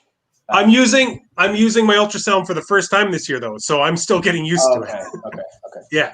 So I know how to use it, but you know what I mean? Like I'm still a little bit iffy, so I'd rather just be safe. Yeah, 1 to 5 is safe. It's just like a monthly schedule. Just rotate them every week. Well, and not only that, monthly schedule plus all the females aren't going to be ready at the exact same time, right? So right. Yeah. But if you're not ultrasounding, you just run that male on a 5-week schedule, and if he locks him, you're laughing. Yep. Because Will, you're not breeding. Are you rotating the male like week 1, 2, 3, 4, 5, 6, 7, 8, and then back? No, he's like, oh, she needs a lock. Okay, put him in. She needs a lock at certain. Okay, yeah, that makes sense. Yeah, and that's the beauty of having the ultrasound, right? That's what I've been doing this year, but I think I still need to get everything kind of tuned up so I know exactly when. Yeah. Prioritize the breedings. Yep. Exactly. Right? I aim for a lock a month, but a lock a month doesn't matter if the female's at 10 mil. Who cares? I'll lock her once to get her, see if we can get her going. But if she's at 10 mil 2 months later, I'm like, okay, whatever. Scratch her off the list. Right. Now, sometimes they'll just boom, they go from 10 mil. Next time you ultrasound them, they're at 22. You're like, oh, okay. And then I get another lock on them. But I think we had like 9 clutches last year with only 1 lock. Yeah, same here. I had 3, but yeah, same thing. Locked them once just to get them going, and then I gave up on them. And then one day I just like, oh shit, ovulation. Oh shit, eggs. Yeah. Thanks. Yeah. Jhun, did you get an ultrasound this year? You have an ultrasound, right? Yeah, I have one. Okay. It helps. You have the same one that I have? Yeah, I'm getting it. The EP one? Yeah, it's not bad. I just wish I had the pedal. It works. It yeah, works. but you get used to it. Afterwards, I wanted a pedal, but you can actually get a pedal for it, by the way. What? Yeah, just get a pedal with the USB. Did you try it yet? No, but I tried it with other accessories and it works. Shit. Thank you. Yeah, the mouse works, but I didn't know the I pedal appreciate worked. it. Yeah, anything USB will work with it. Just It's get very warm. one USB. Yeah, good. I'll order one. Yeah. No, it's good. Like it helped a lot. It's Like I usually run a lot of young males. There's 5, all 4 of them. So, There's 4 of them when I started. Yeah, it helps it helps you not overuse the male, right? Especially when they're a little bit small. So Yeah. Ultrasound can be defeating, though. It can be frustrating, too. Why? Right? You have a female that looks promising. Oh, yeah. Ultrasound her, and she's like 12 mil. You're like, what? Yeah. I was expecting like 25 mil. You're like, no. Yeah. That happened to me early this season when I started actually using it a lot. I'd be like, oh, she's at like 18, 20, maybe 22, and I check and be like 7.5. Be like, son, Yeah. So it made me realize very quickly that what I thought I knew in terms of signs weren't as accurate as I thought. Yeah. And you'll do the exact opposite too. Female, you're like, she's not going. You check, she's like 18 mil. You're like, whoa. I moved a girl up to the 50 series tubs this December, and she sort of went on a food rampage, and I was like, okay, I'm just gonna check because this is really unusual for her. She's not usually this aggressively eating, and she was only like 1,400 grams after a couple months in the 50 series tubs, and I checked her, and she's got 20 mil follicles, and I was like, what the fuck? I would have never thought to pair her if I didn't have that ultrasound. She had those follicles without any locks? Yeah, nothing. I was gonna ask that. Do you guys often just get her in for one lock before doing her first ultrasound? Yeah. Or do you wait for them to build? We don't even do an ultrasound until like end of January. Yeah, same here. Do you guys believe that copulation increases follicular growth? I think so. I think it stimulates it. Yeah. Yeah. Yeah. Good to know, because I've seen other people that are like, no, it'll just happen. But I think breeding has something to do with it. We've had lots of situations where the female has not been bred at all for a year, and you go and ultrasound her and she's at 22 millimeters. It's like, okay, well, she's saying like, just give me a male and we're good. But lots of them are 10 mil. They float at 10, and you get a male in, and then next thing you know, they're 15 and 20. And yep, it'll help. Even if you don't have a lock, I've had females where I put in the male, I don't see a lock, and then a few months later they grow in follicles, and then I drop the male that locks with her, and I get eggs from her. So as long as he was, and like for example, why I know that it helped is because also she gets back on food really, really fast. Yeah. Like I had my yellow belly DG that stopped eating for like the past 6 weeks, and she was a very good eater. I put a male in with her. He didn't lock her, but now like I open a tub and she's flying at my face for So I think it did help her with. I hope it helps her with building follicles. Oh, I'm sure that's awesome. Yeah, I'm sure it will. Elliot Perez, how old is too old for a breeder? I'm assuming he's talking about females. We're not there yet, that's for sure. I don't have an answer for this. I haven't seen a single person be like, I have this female that is too old to breed. I have yet to see that. So well, I believe that like our industry is not old enough. Yeah. So like I believe it was Cincinnati Zoo had a ball python that was like 56, the same zoo that smoked Harambe. The one that had the what's it called? The asexual clutch. Yeah. They claimed it was a Partho. Yeah. Partho. Yeah, she Parthoed and and I think she was Parthoing at like 50 something years old. Yeah. So if I'm sure they're still sexually reproductive well into their 30s. Yeah, but also here's the other. Sorry. No, go for it, man. Go. Another aspect of it is that you are not going to want to breed some of these females in 10 years, right? Just based on genetics and where you are. They have a limited amount of space in your unless you're just producing pied on pied and wholesaling every single year, then you can keep those pied females. And I know guys that are breeding 10 15-year-old females, and it's just like that, head pieds, head DGs, visual pieds, stuff like that.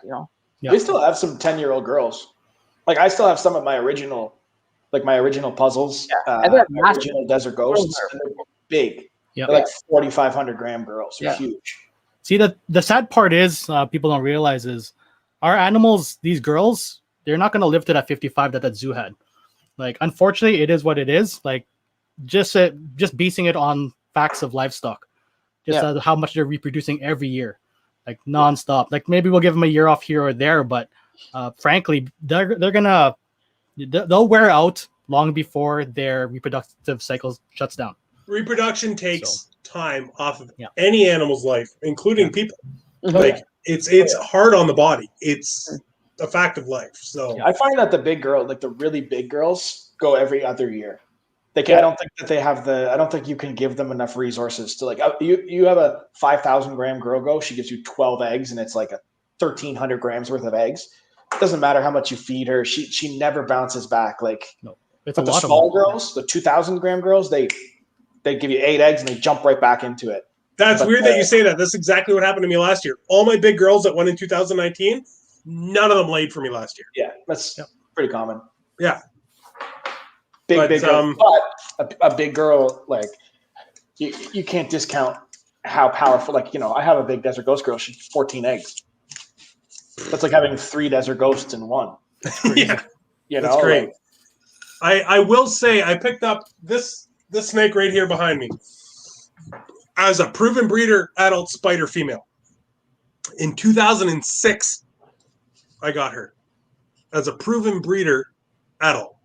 So she was she had to have been at least 3 because she was like 1,500 grams when I got her. She didn't produce for me for the 4-ish years I was in the hobby before I got out. and she laid a clutch for me in 2019. Yeah. So she went from, if she laid that year I picked her up, 2000 and, did I say 4? I think it was 2004 to 2019 without laying clutch, 15 years. Laid 9 beautiful eggs, no problems. Went right back on food. I've had no issues. So Yep. I have a it's puzzle fair to that say she's probably around 20 right now, and she's ready have to a go. puzzle. I have no use for her. I just don't want to get rid of her because I have a sentimental connection with her. I won't breed her, but I just wanted to see if she would lay, and she did. So I got a puzzle that we hatched. It was either 2012 or 2013 that we hatched, and she's never given me a clutch. We're 2021 now. So it happens, man. It happens. Yeah. Horrible. Luckily, Khalil, you want a puzzle? yeah, send over. Well, you'd take it, and it would give you like 13 eggs. Like what? It's just like that pie that you sold to Michelle. Yeah. She's gonna lay like 12 eggs this year, and you're just gonna be like, ugh. Yeah, I sold there's a dreamsicle and the and a super pastel pie. But wasn't it super pastel? I thought it was killer something pie, wasn't it? I don't even remember. Fair enough. It was a pie. Beautiful animal though. Like it is nice. Gorgeous. It is actually really pretty. I forget what I was going to remember. I forgot. Well, she slugged out for you what, 2 years in a row? Oh, that was the I had a pastel clown. She slugged out 2 years in a row. Different males. I was just like, you know what? You're not going to stick around. And this was like when clowns were hot. Like they still are, but this was like, everybody wanted a clown. And I posted a big pastel clown female that just slugged out. And the guy in the States bought her. I shipped her down to him. And he sent me a message about 8 months later on 8 perfect eggs. Oh. No, good for him though, right? Yeah, no, I'm happy for people that do that. Like I've done it. I bought a enhancer or a desert ghost, or the guy who I bought it from. She's like, oh man, he gave me 3 slugs and 2 good eggs. Like she's not that great of a breeder. I took her. She gave me 10 eggs. Like 8 months later. Jesus. Yeah, he's like, I don't. Now you just made me feel like I don't know what I'm doing. And I was like, dude, it's just luck. Like. That's the way it goes. I have a girl here that's it's the wife snake. She named her. We got her when she was like 100 grams. Honestly, I picked her up from a friend because the wife wanted her, and I didn't even know it was a female at the time. Obviously, I eventually popped her and stuff, and we held on to her. But the last 2 years, she's slugged out almost completely except for 1 egg, that one full term. And if she was like in here for breeding purposes only, she'd be gone. But it's hard, man. It's hard because there's no guarantee. You can buy proven breeders. You can spend 3 to 5 years raising up a female. There's no guarantee you're getting good eggs. Right. Yeah, I'd rather bring. I mean, at the beginning, I always bought some adults and try to breed them, and like I had some that I bought as babies or I hatched that got up to size, gave me eggs before the ones that I bought as adults ever gave me eggs, And I mean, that's probably the reason why they sold them to begin with. I don't know. Dylan from D's Balls says, did you show off them puzzle clowns yet, Will? I did in Patreon. Nice. Yeah. I got to jump on your Patreon. I keep forgetting. God you guys really do, though. Oh, when's your Instagram thing for the puzzle stuff? Already done. Okay, good. Because I wanted to ask you, what was that about? Do you want to tell people? Sure. It was basically I wanted to give back to any some customers that supported us this year. Basically anybody who had spent $2,500 and up. Not that people below that aren't important, but it was like those people took a sizable risk with us this year. You put some serious trust in us. And I wanted to get back, so I got a puzzle. I got some cigar boxes made. It said RCR Volume 1. I did some stickers. There's a USB branded, an RCR branded USB stick with a video on it that explained the contest. Depending on your investment with us this year, you got 1 puzzle piece, 2 puzzle piece, 3 puzzle piece. Everybody had a full puzzle of a Desert Ghost puzzle. and you had numbers on the back of one of the pieces or multiple numbers. And once I had sold 50, it was a 50-piece puzzle. Once we were at 50, we called the contest and we sent the boxes out, shook it up, and those people won some pretty cool prizes. That's amazing. That is such a cool idea. Man, that's customer service. Like, that is so cool. It was cool. It was a cool contest, and we'll do it year after year now. Just call it the puzzle box, and every year. And what I've done is I'm actually going to shadow frame the RCR box open and then complete the puzzle and put the puzzle and start them on the wall. That's cool. And we'll be able to see year after year, because we're going to always work with the puzzles. So the combos of the puzzle should get crazier year after year after year. And you'll see after 5-6 years the progression of the project, and everybody that continues to participate in it will have the progression of the project as well. This year, it's going to be a special animal. Not showing the animal until the puzzle box goes out. Well, you guys heard it here. Go drop some money with Will. Apparently, damn, that's crazy. I just figured, like, look, man, we take a lot of money. You know, these snakes cost a lot of money, and what's $100 to give back? You know, to customers that are, you know. Yeah, you got to support the people that support you, right? Like it's absolutely. At the end of the day, that's what matters the most. Yeah. Yeah. Somebody said I need a hat because I'm the odd man out, but I cannot fit a fucking hat on this fat head. So sorry, guys. Interstellar. Well, did you actually sell them? Yeah, he sold the snakes. He didn't just give them. Yeah, I sold them. Yeah. No, we're getting. Everybody thinks I'm a hoarder, and I am to an extent. But I think you should always be your own best customer. And I you know, there's the money is not necessarily the biggest motivator as far as like, oh, I really want this female. It's like, I understand you want it. Go make one. You know, I made it. The reason I made it because I wanted it. Yeah. And a lot of the stuff that we make, you can't buy. So, you know. Yeah, it was weird because this is the first year that, or this isn't. Last year was the first year that we actually were in a position to hold back more than just a few animals. Because before that, every year we seemed to just get fucked on odds of what we wanted to hold back. So for the first 2 years we were breeding, I think I held back 1 or 2 snakes. And I just kept getting completely screwed. So last year was the first year we had multiple animals in multiple clutches that, you know, we wanted to hold back. By the end of the year, I took a look at everything we held back, and it was a significant self-investment, I guess you could say, because they were animals that could have probably sold for considerable money. So it's very easy to decide to hold them back, but once you realize the money value, that's when it kind of gets a little, you know what I mean? Mm-hmm. Jhun, yeah. How many did you hold back this year? 160. You know what? Too many, but every single one's needed. I know how you feel about that.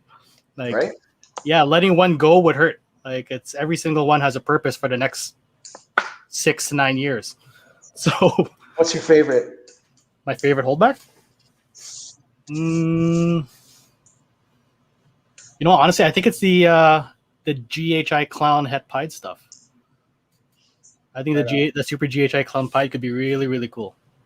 So, what about you, Lilo? What are you holding back? Shit, a lot.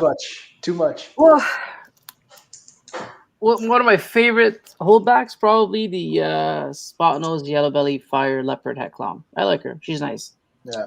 But there's a bunch of them. Like, the thing is, I don't find that I made like crazy stuff this year, but it's all stuff that's gonna start working out for me in the future, right? When I start picking up those nails and stuff. So, but I feel that way every single year. Yeah. You know? Every single year.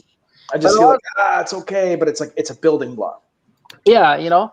But I mean, a lot of the fuck, a lot of the GHI leopard stuff that I made is pretty cool. All the double head sentinel stuff, even the single head, like I made the orange dream yellow belly fire head sentinels, which are pretty cool.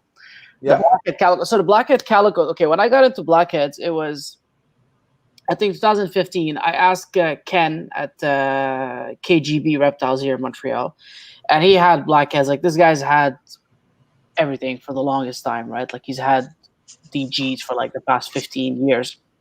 And like, do you have any blackheads? He's like, no. So I started looking for them in the States. I ended up buying a blackhead male from the States. I mean, at the time, it was like one of my first snakes. It cost me like $1,500. And by the time it was like 4 months delayed to get here, the guy didn't feed it as well as he should have. So I missed that season, and I got the next season. But the whole reason why I got into it was to make the blackhead calico that Ralph Davis had made. You know, this, don't forget, this is 6 years ago. I had no idea anything about. That was like my goal.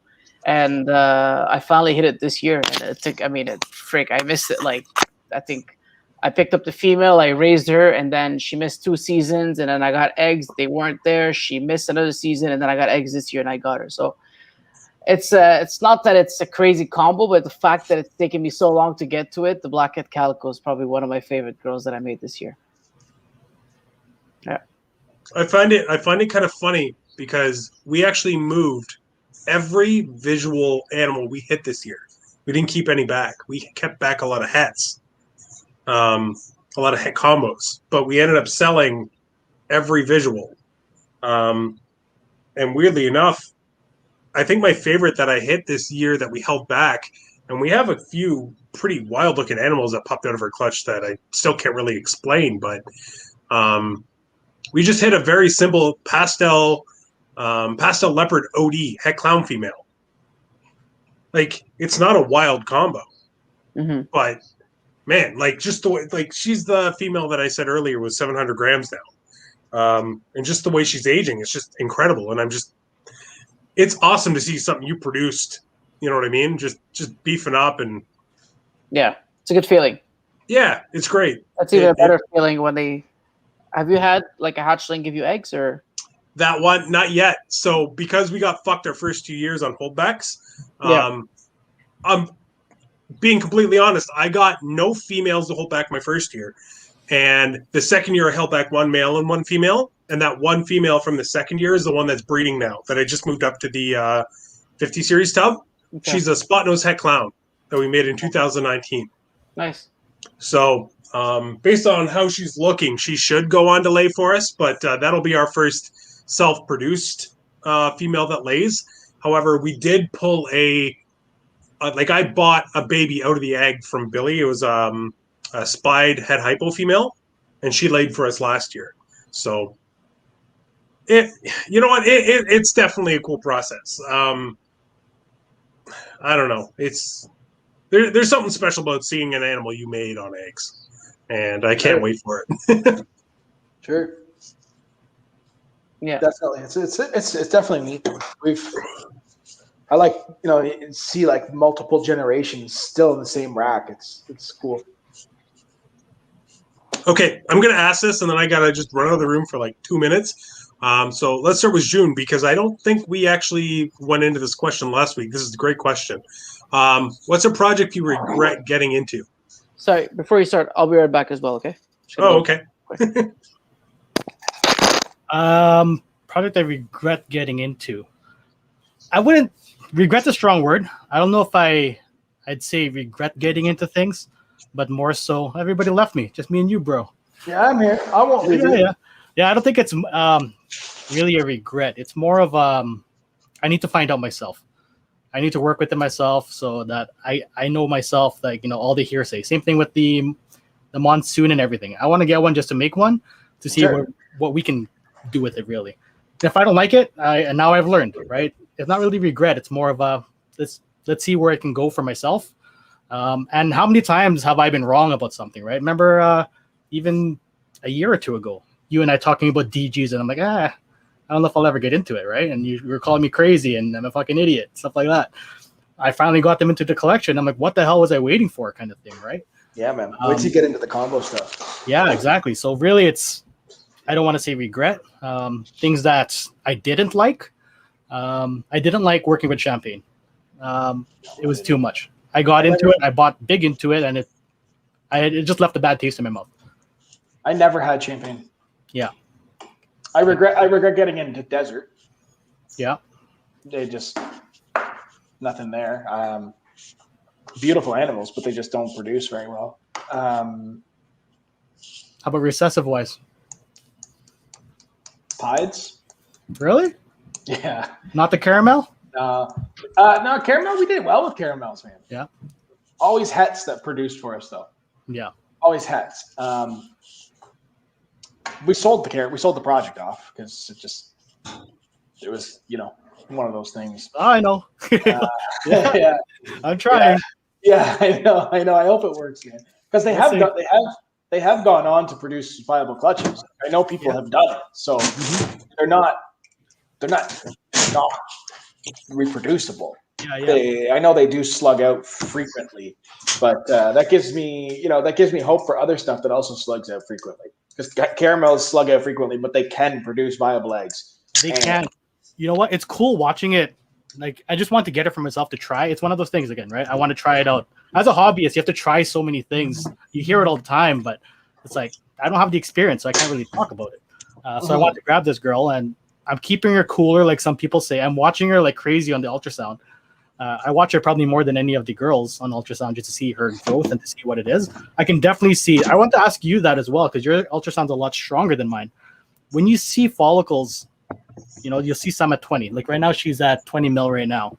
But you see like two other ones that are small, and then some that are bigger. Yeah. Are those the ones that are slugs that you're seeing there that are not getting fertilized? Not necessarily. It's just a string of follicles, and she's going to build specific ones, and then they'll drop on the other ones. If you can ultrasound her as soon as she's laid, and you'll see follicles.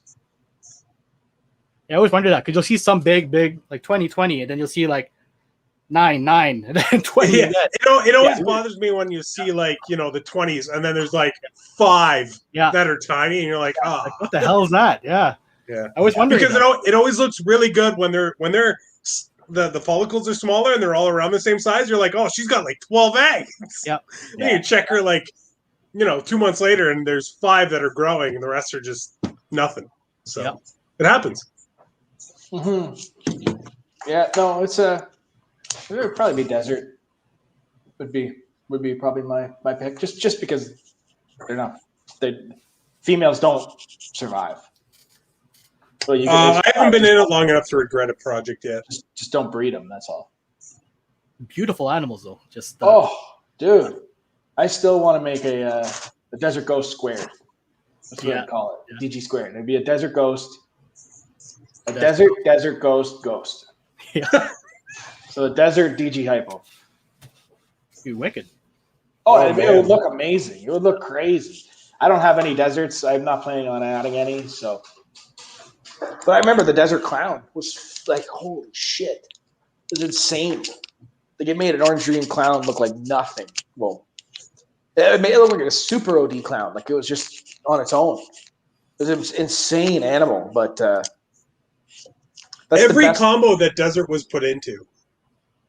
Desert was a Kodam Desert Ghost, pretty much. Mm-hmm. And it's super unfortunate because that is that if Desert were still around, like still viable, it was a viable project, it would be in every single collection. Not only that, but it might have eclipsed some of the genes that are very powerful now. Oh, for sure. Yeah. So, like, look how good the Desert Pied looked. Remember when that came out? Like, holy crap. Yeah. Yeah, it would have been huge. Fucking Foster. The Desert Ghostception, yeah. That's amazing. Have you seen the LSR fire stuff, Will? Yeah. Yeah, it's cool. I remember the Desert Clown. Like, holy shit. It's insane. Who's that? Oh, he's coming. He's watching on. Yeah, no, it's a cool animal. I mean, it's still, Earl's got some work to do with it. I'd like to see more of it. I've only seen a handful of combos, but I would love to see it in Desert Ghost. I think that'll be So far, it looks very promising. Insane, yeah. Yep. Has he proven it that it is a fire? Goes. It is. Honestly, a line I'm of not too fire sure. Makes a super. I am pretty sure he has, because I think he thought he had something different at first, and then bred it back to something fire and made some white snakes. So I'm not too sure. I could be wrong on that, but I'm pretty sure that's what he said when we were on the Billy's podcast. A lot of this stuff, man, takes a long time. You know, like it's not easy. It's not a quick turnaround. It's really not a quick turnaround. Like this chaos stuff, it's a recessive gene. I can't crank them out. I can't. Even more so with the recessive project, I can't I want to see a spot nose chaos. Yeah, me too, man. But I'm still years from making that. You know, like it's hard. And then they don't go, and they're not breeding, and you missed the odds, and it just takes forever. But tell me about it. We picked up that Motley Clown, and he's bred 2 females. He's locked once to each, and given us a clutch just by stupid luck, and hasn't locked since. And that was last year. So we try to get in a project on the ground floor, and the fucking male won't do shit. Yeah, it happens. Like I got a fire Motley Clown female. And she's quite pretty. Where did she come from? Phil. Oh, nice. Yeah, the combo Motley Clowns are they're so bright. They're so nice. Yeah, she's nice. Kind of looks like a fire leopard clown. I think it's very blade-esque. Yeah, it pulls all the pattern up to the dorsal, but it's a little more jagged than like a leopard. So, right. Yeah, I enjoy it. I just wish my fucking male would breed. Mm-hmm. Luckily, we got those holdbacks. We bred him to a VPI to put to your boy that we got from you. So, hopefully in a few years we have some cool stuff. It's hard picking out those the hets. Sorry, not the hets, but the single G Motley. Sorry, in the hets is what I meant. Right. They're It's like yellow belly when people were first trying to figure out what the fuck yellow belly was. There's a lot of misinformation out there. So a lot of people think they have motley and they don't have motley, and a lot of people have motley and they don't know what their babies are or aren't. Jhun's got some wicked yellow belly pied stuff. Yours like golden. Send you a box of those. Yeah, I do. Honestly, that one girl that I'm trying to make stuff for you with, freaking male, man. I wish I had a backup. Yeah. He's pissing me off, man. Yeah. Like, if insemination was a thing, you do it. I'd be pumping the peens right now. Would you like to share with the rest of the group? What are you talking about? I've been trying to get this pastel puzzle I have. He proved out het pied. Like, I think I did it 2 years ago, but I wasn't 100% sure. Then he bred again last year to the same girl. He's bred this girl for the last 3 years, and every time pied pops out, they never make it for some reason. They're just weak or whatever, right? So he's with her again. She's at 20 mil, super bright. She's glowing. She's ready to go. I put him in. She's wagging away, and he's just batting for the other team, man. No interest at all, eh? He's throwing my whole puzzle season away. Like just him. Puzzle's gonna be good this year, man. It will. Good. So yeah, we only had one visual girl lay last year. Yeah, and so this year we should see a pile of them. Yeah, I'm just excited, man. Was last year the year that you? Where'd he go? Sorry, I lost. Will, was last year the year that you puzzle? What is happening? I don't know. You keep freezing every time you say puzzle. Yep. Can you guys hear me? Yeah. Puzzle does that to you, man. I don't know what just happened. Was last year the year what? Was last year the year that you aimed not to make a ton of visual puzzle? No, that was the year before that. Oh, okay. Sorry. Yeah. Last year we tried to make some puzzle. We just got killed on odds. I feel like a lot of people kind of got shit on by odds last year. Oh, So it was bad. It was bad. Like, I don't think you can even look see. at Oh, that. Look fuck at it. that thing. Fuck it. Fuck it. oh, June started pulling out snakes. Dude, that pied is ridiculous. Yeah, it's Right? wild. I'm not gonna pull him out right now. He's not in there, but they're trying. But yeah, so those are two that I'm trying to prove out. That's that, that whole golden thing. I don't know what it is, but I'm putting two of them together this year, so we'll see what pops out. She's at 28 mil right now, so she'll go. That's awesome, man. I'm excited to see what that brings for you. My first clutch of the year is going to be that yellow belly. Yeah. Yeah, it's crazy, man. I Yeah, completely man. forgot about that thing. Yeah, bro. It's just one of those snakes I just like put in the rack and just like you were like, yo, just forget about this thing. And I did. I just kept feeding it and forgot about it. And I ultrasound, it's at like 27 mil. It's like, yo, she's going. And Right? I bred her to a pied double het desert ghost clown. So hopefully she really goes.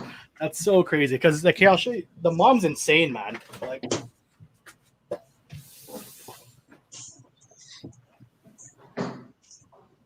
This live is just going off the rails now that he's pulling snakes out.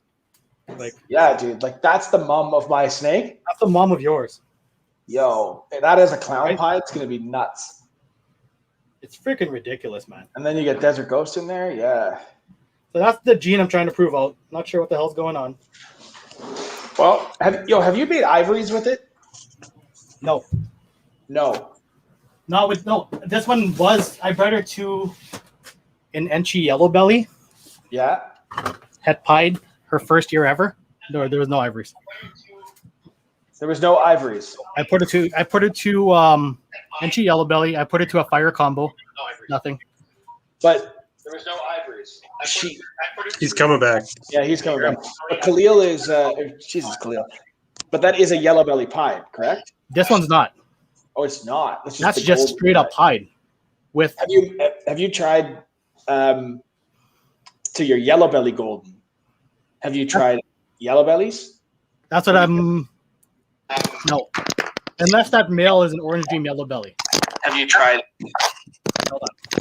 All I'm wondering is this potentially not yellow belly and potentially another line of yellow belly, like an asphalt or a spectre or a spark or something like that? Yeah. Let's see if I can. Because look at that is not a yellow belly pie, bro. Look at that thing. That is not a yellow belly pie, That's wild, man. Right. bro. That's But like that male is supposed to be just orange dream pied. okay. Some people are saying there's yellow belly, but when it hatched, like everybody, that's not a yellow belly. It's something But else. that mom right there is a yellow belly golden. She should be yellow belly. But you're saying you don't think she is. No, I think it potentially could be a line. Yeah. Oh yeah, like you could have like a new, like an what I mean. asphalt or a spectre or a, it's just so visual. Like That's yellow belly pie. That's the color it should be.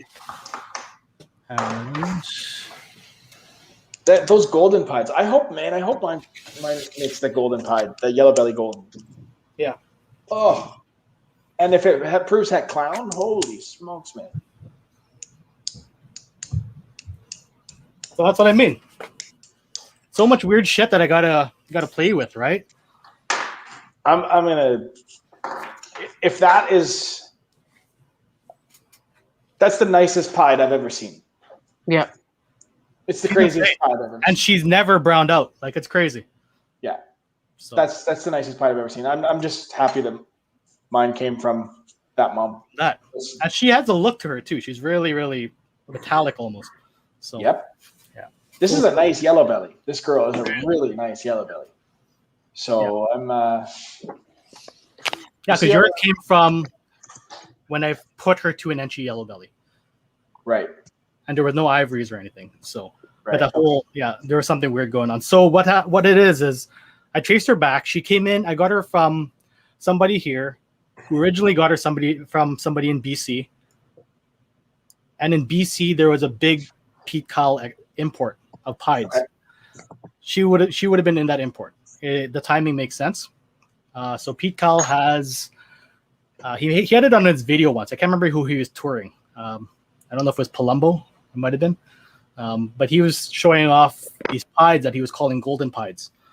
As far as he knows, it's only it was what's it called? It was a line, right? It was a line bred trait. There wasn't a gene that he could pop out, but when he put sibs to each other or whatever, he kept popping out these pieds that were like super orange, super gold. This one resembled that in a way.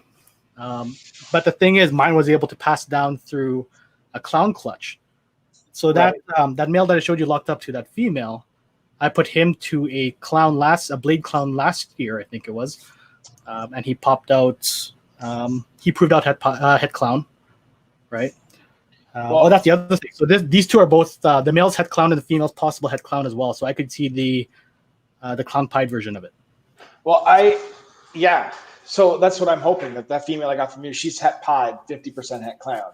Yep. And I'm breeding a pied double het DG clown, so hopefully I can see the clown pied. Hopefully, we'll see. But I think that if you can consistently reproduce those yellow belly golden pieds, yep, you have an entirely, forget normal pieds. Yep. Completely forget about them. Start over. Yeah. Legit. You open up a new. Legit. Look at that, the breeder female. Like nothing else is coming out of her. That's not even close. Right. Not even close. So, that breeder female looks better than most hatchling pieds I see. She's insane. It's wild. Have you had any babies from her? Visuals? Yes. Did they look like her? Any of them look like her? They all pass on her traits. I sent a picture of the one that died to Will because I was going to send him one last year. But she didn't make it. Her insides came out. It's a long story, but yeah. No, they all get her traits. It's neat. Okay. So. Yeah, I want some more. I want some golden pied stuff. Yeah. It's crazy. Like from the first day I posted that thing 3 years ago, everybody's like, I think that's how you and I started talking, really. Right? Me? So, yeah. Yeah, I wanted it. Yeah, you wanted it. I'm like, shit. Oh yeah. Yeah, if you can start reproducing that in visuals constantly, we want it too. Yeah, I know. So Chris, I know how you feel when you wanted the DGs. Like, he's tough. When you want something. No, Will knows when he wants something. Yeah. I gotta say, he gave me a newfound respect for negotiation. Yeah. No, that's why he is where he is. Khalil's a different story. Fuck. How long have I been waiting, Khalil? 5 years to get something from him? You don't like anything that I like. I'm picky as shit. I'm really picky. Yeah. Not that picky. I'm picky. Oh, my bad. I was actually able to get something off of you this year, which I'm surprised. Yeah, you did. Yeah. He didn't go to market. Yeah. No, I like him. He's eating good. No, I'm happy that went to you. Yeah.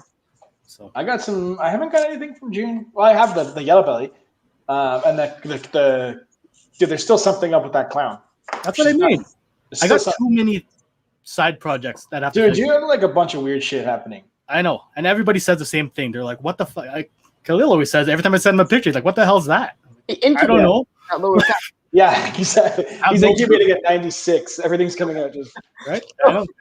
I think he's incubating at 85, and it's crazy ass patterns are coming out. But dude, this clown. Jhun, even that pastel GHI Krypton you sold us. It looks nothing like the GHI Krypton we have. That has stuff. The hypo popped out of. Yeah, there's something going on, man. So my Krypton, all of my Krypton stuff has hypo in it, or pos het hypo. You have and something else too. There's got to be. There's a Bell complex gene in it because somebody popped out a Bell from one of my Kryptons. So that clown that I have that we thought was a cryptic clown originally, it's still red, man. It's red. It's not. I have a lot of clowns. I've got clowns, and I can put them all, and you'd be like, "What is that?" Golden clown. Golden clown. Yeah, I guess it's the burgundy clown though. Yeah. Golden pieds, golden clowns, golden puzzle. It really is red, and Mom's the same way. Even when we were talking before I sent her to you, I had her in a bin with a bunch of different clowns, even with the leopard clown, and she blew those out of the water. So it's crazy. Yeah. That's sick. So is there anything special going on with the GHI clown that I got from you? Is That one, your yes. crazy project or? Yep. Well, she's pos had hypo. He's pos had hypo. What? Yeah. The GHI clown from you is pos at hypo as well? Oh, Yeah. yeah. Well, that's He just made his night. I just picked up a GHI Krypton from somebody else that bought it from him. And I didn't know until I got the animal in my hands because they put the tag with it that it was pos at hypo. So I messaged him and he was like, "Oh yeah, by the way." Yeah. Fuck. Yeah. Damn, I didn't know about this. I'm gonna put Yeah. Remember I told you they're lighter than any of the GHI clowns I've seen, right? So they're pos at hypo. So basically all of my Krypton stuff came from one pairing, right? And it just branched from there. And so yeah, there's hypos that popped up. Cool. And another belt complex that I didn't know about either. Like they're not sure if it's like special or mocha or whatever, but I never pop up anything, man. Like, okay, I did the chaos stuff. That's the only thing in 12 years that's popped up that I'm like, Random? Yeah. You like proved that you brought that GHI mail this year. And you're like, oh, he's had hypo. I'm like, yo, I don't ever have anything just be like, oh, that was het clown. No, never. Yeah, in fact, it's like, oh, she's not het clown. Yeah.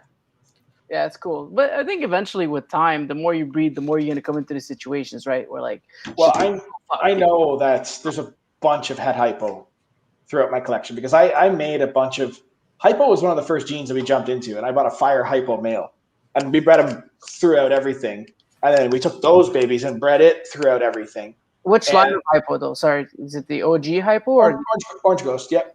Yeah. So we bred it through all his siblings or his offspring got all bred through everything, and once they became 50% het, I just stopped labeling them. Right. So like I had gotten out of hypo, so I was like, I don't care. Yeah. And now I'm like, I jumped back into hypo, and I'm like, ooh, wait a second. So I'm trying to like backtrack what's what, and eventually they'll start popping up. I managed to keep some of them that were, I got a couple het hypos, not much, but some cool stuff. Yeah, I'll be watching those come out. I don't even know how you keep track, Will, of everything that's possible het, this or the other. Like even my I looked at my labels and everything, and I completely forgot my double het toffee puzzles were all pos het pied too. So like shit.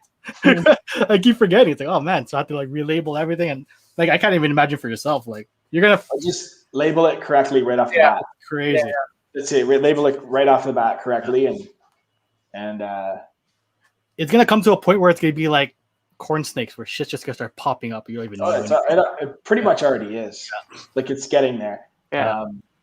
The only thing I didn't label is the VPI, the double head VPI clown Motley clutch is 50% het caramel, and I was like, I'm just gonna forget that exists.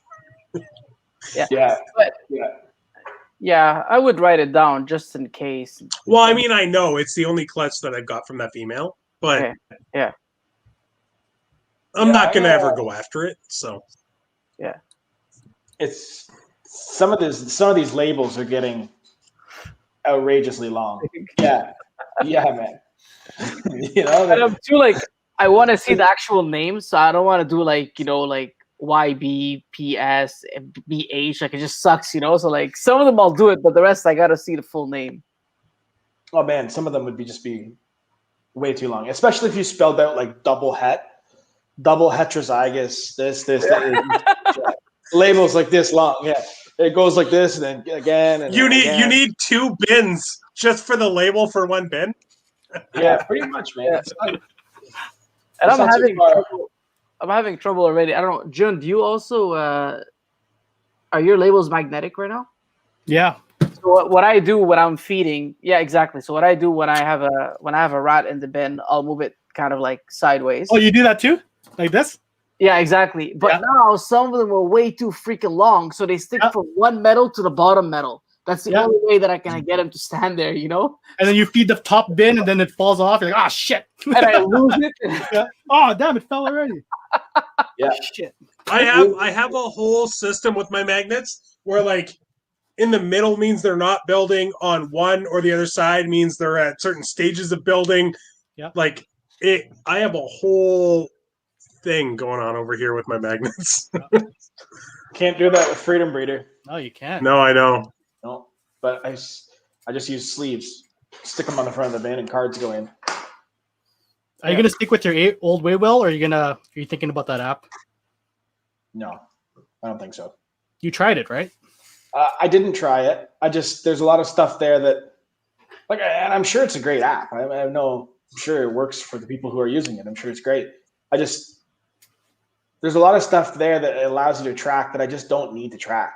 I don't need to track when they ate. I don't need to track when they crapped or shed or, and I was talking to you, Khalil, today. I was like, look, the only things that I really need to know, when they lock, basically when they lock and what they've paired to, and when they lay eggs and when those eggs hatch. Yeah. Even ovulation date doesn't really matter as long as I know the lay date. It's approximately 2 months before. This is like knowing, like, oh, she ovulated on March 16th doesn't really do anything for me. Like, what is it? What is this? You know, I need to know when she laid eggs, but other than that, like, it doesn't really matter when she ovulates. Now, don't get me wrong. If I catch the ovulation, I write it down. I mark it down on the clutch card, but yeah, I can't see myself going through and being like scanning. They ate, they didn't. Like, I know what's eating, I know what's not. If you're deteriorating because you're not eating, then I'm going to take action. But otherwise, you're just a ball python. Like, you're doing just what ball python. The thing with Husbandry Pro is, though, you can adjust it so you can only track what you want to track. So if you don't care when they ate because you know you can keep track of that yourself, just take it off. You don't have to do it. You can just keep it so it's only for locks, ovulations, lays, whatever you want. Or if you want to be super detailed, you can go right into bowel movements. Like, you can customize it however you see fit. Right. So, can I add to that system and then go in and be like, okay, at a quick glance. So basically the way I do my, I'll show you. I just sort of do, like, you know, spot clown. That'd be the male, and then there's this female, that female, that female, that female. So I sort of do something like this, where I have my male, and then underneath there's all the females that he's breeding. And I can go every ultrasound. So she's at 0.5, she's at 2.2, and I can, like, see at a glance, right? And then when he's locked her, I'll write February 12th with a lock. And then if he went in on January 6th but no lock, it says January 6th. It only depends dying. But you can see what I'm getting at, the way I keep track of it. And so when I go into the room and I'm doing my pairings, I can look at that list and go, like, okay, my leopard enchi puzzle needs to go to this girl next. Does Husbandry Pro auto do that for me, or do I have to go in and look? So I don't know if it's live yet, but they're actually working on it. So it shows you as a chart for follicular growth. So if you have an ultrasound, you can actually put in where they're at, and you can pull up a female quick, and you can be like, oh, she was at 10 millimeters 2 months ago, but now she's at 27. And it'll actually show you the follicular growth on a spread chart. And if you want, you can actually add in to show when you've actually paired your male and when you got locks and when you didn't. Right, but that's the exact same thing that I'm doing, but I'm looking at all the females at once. And that's what I need to be able to do. I don't, like, going in to see, oh, the chocolate enchi het desert ghost is at 25 mil. I want to be able to see in the same glance, the chocolate enchi's this girl's this girl's this, and go, I need that all in the same chart. And if it does that, great. But at the same time, I don't know, man. I've just been using Google Docs, and I have my own system. It's been really, I have had no issues with record. If it works for you, it works for you. But the only thing, like, here, I'll be completely transparent here. Obviously, Billy has a big stake in Husbandry Pro. Sure. You don't say. I haven't worked for Billy for a while. Sure. Nick and I, like, we're part of the MC team, all that kind of stuff, but I haven't actually gone in and worked a shift for Billy for probably 3-4 months. Like, he moved. It's a bit too out of the way for us. So I guess we don't technically work there anymore. I don't know if that's big news or not, but we'll always be close with them. But I've downloaded Husbandry Pro. I haven't used it at all. I haven't put a single female in it. Nothing. But the last time I saw Billy, he showed me some of the details of it, and he showed me some of the options you have for it. But the coolest thing about Husbandry Pro is the person that's working on it is giving it his full attention. This is his livelihood right now. So say you're on it, Will. Mm-hmm. If there's a feature that you think could benefit not only you, but a lot of other people, if you send them a message, usually it's live between 3 to 5 days, which is incredible. That's great. That's amazing. Yeah. It's I have a system that if it's not I broke, have a paper copy and a digital copy, and as far as a spread chart of follicle growth, I keep track of that anyway. I can just drop my Google Sheets into a spread chart, and I can make a chart of every single female with the locks with this, and I'm sure it's a great system. I'm sure it's a great system. I just can't see myself entering all these females and all these babies and all this stuff into there when I've already got an inventory system in place. Yeah, for sure. And like I said, if it ain't broke, don't fix it. Right? Like, if it's working for you, why the fuck change it up and potentially mess with something that's working like a well-oiled machine? That would be like pulling out the ultrasound every day. Yeah, like I hate pulling that fucking thing out sometimes. My big issue is here's the thing. If I upload my entire database and all my records and all my everything, and I'm relying on that app, if that app crashes, I'm fucked. Like I have nothing. I have to still keep a paper backup, just the way it goes. And so I'm already doing a paper backup anyway. I can go back and on paper tell you every clutch has hatched for the last 6 years. And then I also have everything on Google Docs, and that's to the cloud. So, I mean, I trust that Google's not going to crash.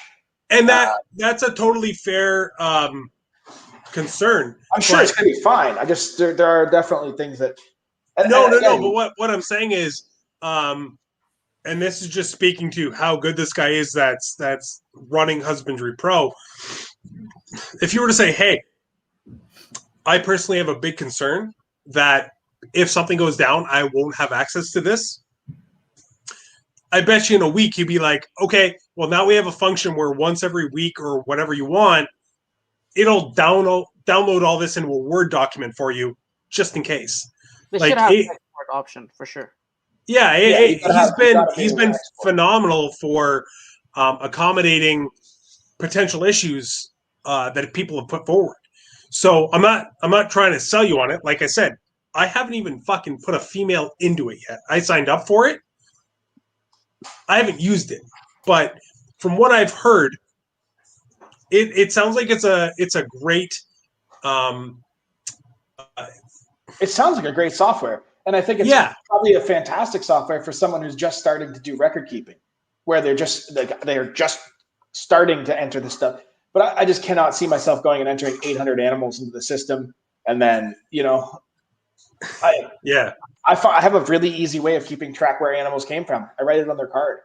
I have animals like from you, Chris. I have animals from you, Jhun. And it says Ballistic or Reptile Ward, what the animal is, the date I bought it, and on the back of the card, the pairing, and it goes into their card, and that card travels with them their whole life. And if I sell that animal, I pass that card along. I have this label system here. The only animal that doesn't have this label system is the one that we got from you in that trade deal thing. And that card's stuck right on her tub just because it has all our info on it. It has an ID number. It has everything. Yep. I think that every single person in the industry should adopt a similar ID way of IDing their animals. So, you're doing that now, Khalil. It's like you're doing 5-1. Basically, you're just doing 514R21, which means it's 514 Reptiles season 2021 -02 clutch number 2 -06.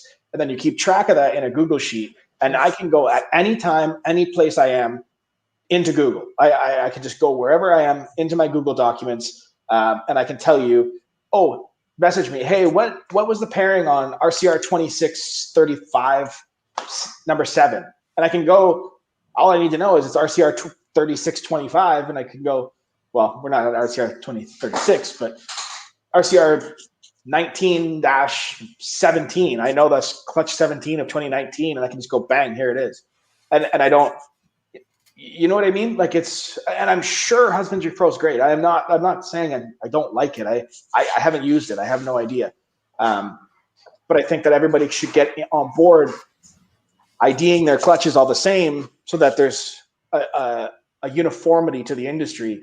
And you can just go like there you go. Rodney's saying BSR 2101. I know that if Jhun buys that snake from Rodney, and then I buy that snake from Jhun, I still have BSR 2101. And I can go, okay, this is from Rodney's clutch of 2021, first clutch, first baby of the year. And I can call Rodney, or I can message Rodney, hey man, what's that? What was the pairing on this? Yeah. And Husbandry Pro's doing that same thing. You can export that baby off. I totally understand that. But I don't know. I just I have way too many animals, I feel like, to adopt it right now. And I've said it 3 times now, but honestly, like, if you're in a position where you're at will, if it ain't broke, don't fix it. Like, if that's working for you, right? Why bother? Right. But I feel like this could be a great offer for people coming in, because I feel like for sure. I feel like that initial hurdle of getting past having a few adult females to a rack of adult females becomes overwhelming to some people. And they're like, oh my God, I got to keep track of all the babies. I got to keep track of what I'm pairing.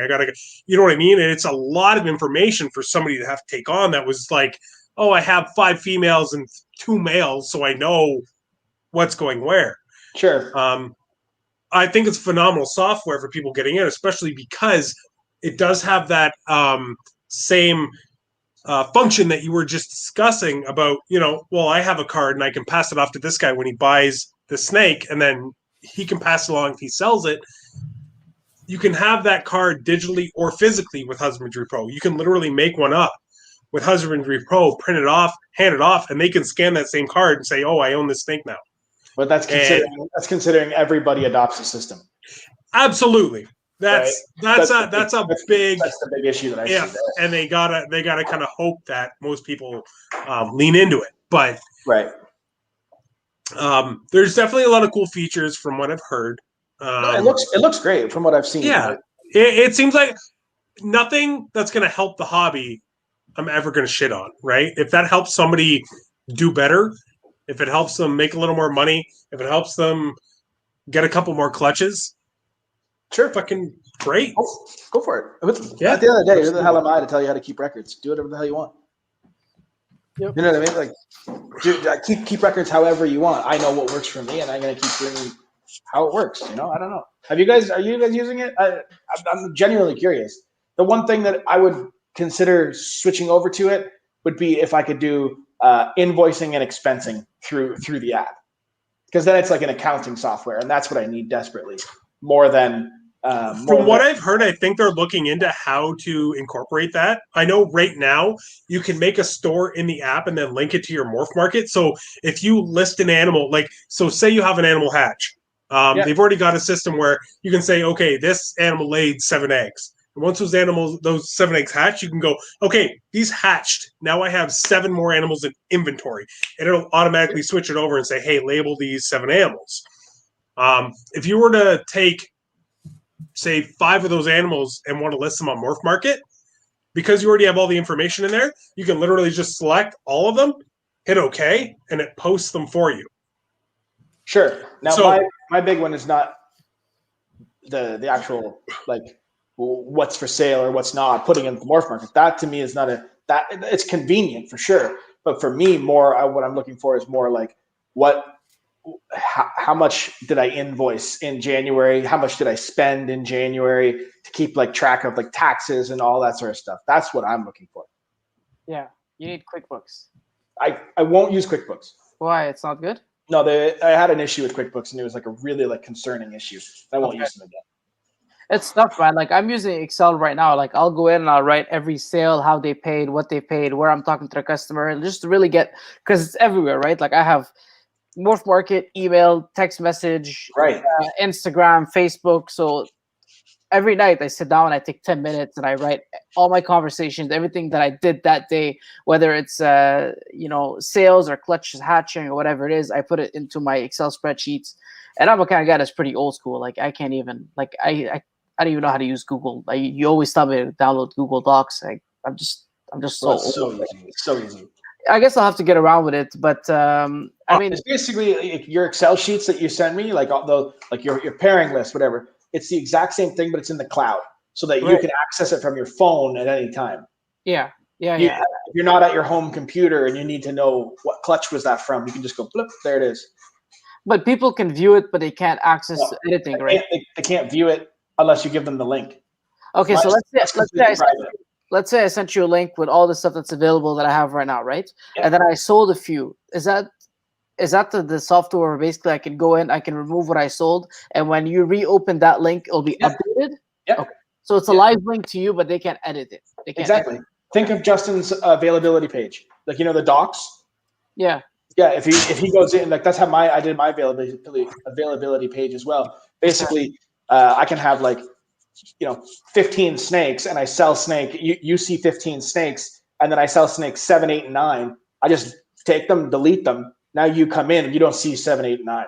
Okay. You're like, oh, they're gone. So before I disappeared, Will, what I wanted to tell you was right now they have a system where you can literally track the expense of every animal that you have. So I wouldn't be surprised if they have what you're looking for very soon. So what you can do is you can not exactly, but you can track how much substrate you use per animal. You can track the cost of every rodent you feed per animal. For someone like you, it might be a little harder because you breed your own. But for somebody like myself or Billy who pays for our rodents weekly, I can actually see what every animal was costing me versus, if they're producing, if they're not producing, all that kind of stuff. And it's definitely neat. It's a cool system, and they seem to be trying to add things to incorporate everybody into it. Sure. I mean, it sounds great. I've been speaking with a guy who's running a closed program. So it's a program I install on my computer. It's very similar in fashion as far as I shouldn't compare it to Husbandry Pro because I haven't used Husbandry Pro, but it's more an accounting software than anything.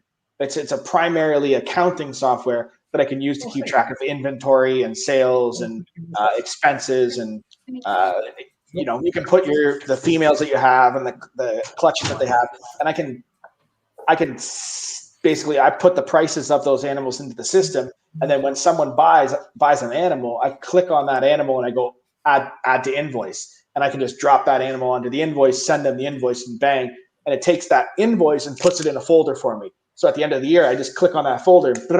There's all my invoices for the year. That's cool. That's super convenient, but that's an accounting software that's being used to do ball python stuff. It's primarily at the end of the day, everything is just numbers, right? Right. So the fact that they've incorporated that into an accounting software is actually really smart, because the numbers are really a lot of people don't get into ball pythons because they love math. Right. It's the truth. It like any business. Most people don't get into certain businesses because they love math. It's because they love what their product is or whatever they're putting out into the world. So something like that makes everything seamless sounds phenomenal. It's not perfect, but it seems to work. What do you do for record keeping, Jhun? For me? As far as sales go, or what? Just your record keeping in general. Do you do your clutch IDs and then your baby's ID'd off of that clutch, or how do you? Same thing. It's a docs, a Word document or an Excel document. Okay. Excel documents, and I also put every original sticker. It's all stuck on my incubator right now on the side. Okay. 2018, 2019, all the way down it. Yep. And I'm still old school. Last year it was Post-it notes, and today I'm just using one of those pencils or whatever, and just writing right in the bins. The China markers? Yeah, China markers. So I'm just China marking what's. I wasn't sure if that was racist or not, but I'm just writing what they're being paired to. It's for China, as in the fucking oh, fuck off. teacups and stuff, not the race of people. That's out of my class, buddy. I don't know what a China is. I'm actually I have like actual clutch cards that I go on the tub, the incubator box, and then once that clutch hatches, I take that card and I have a binder, like it's kind of like a Pokemon binder, right? And I have like all the clutches from 2018. There's a tab, and okay, now we're into 2019, now we're into 2020, and just a big Rolodex of what we've hatched, and then that clutch.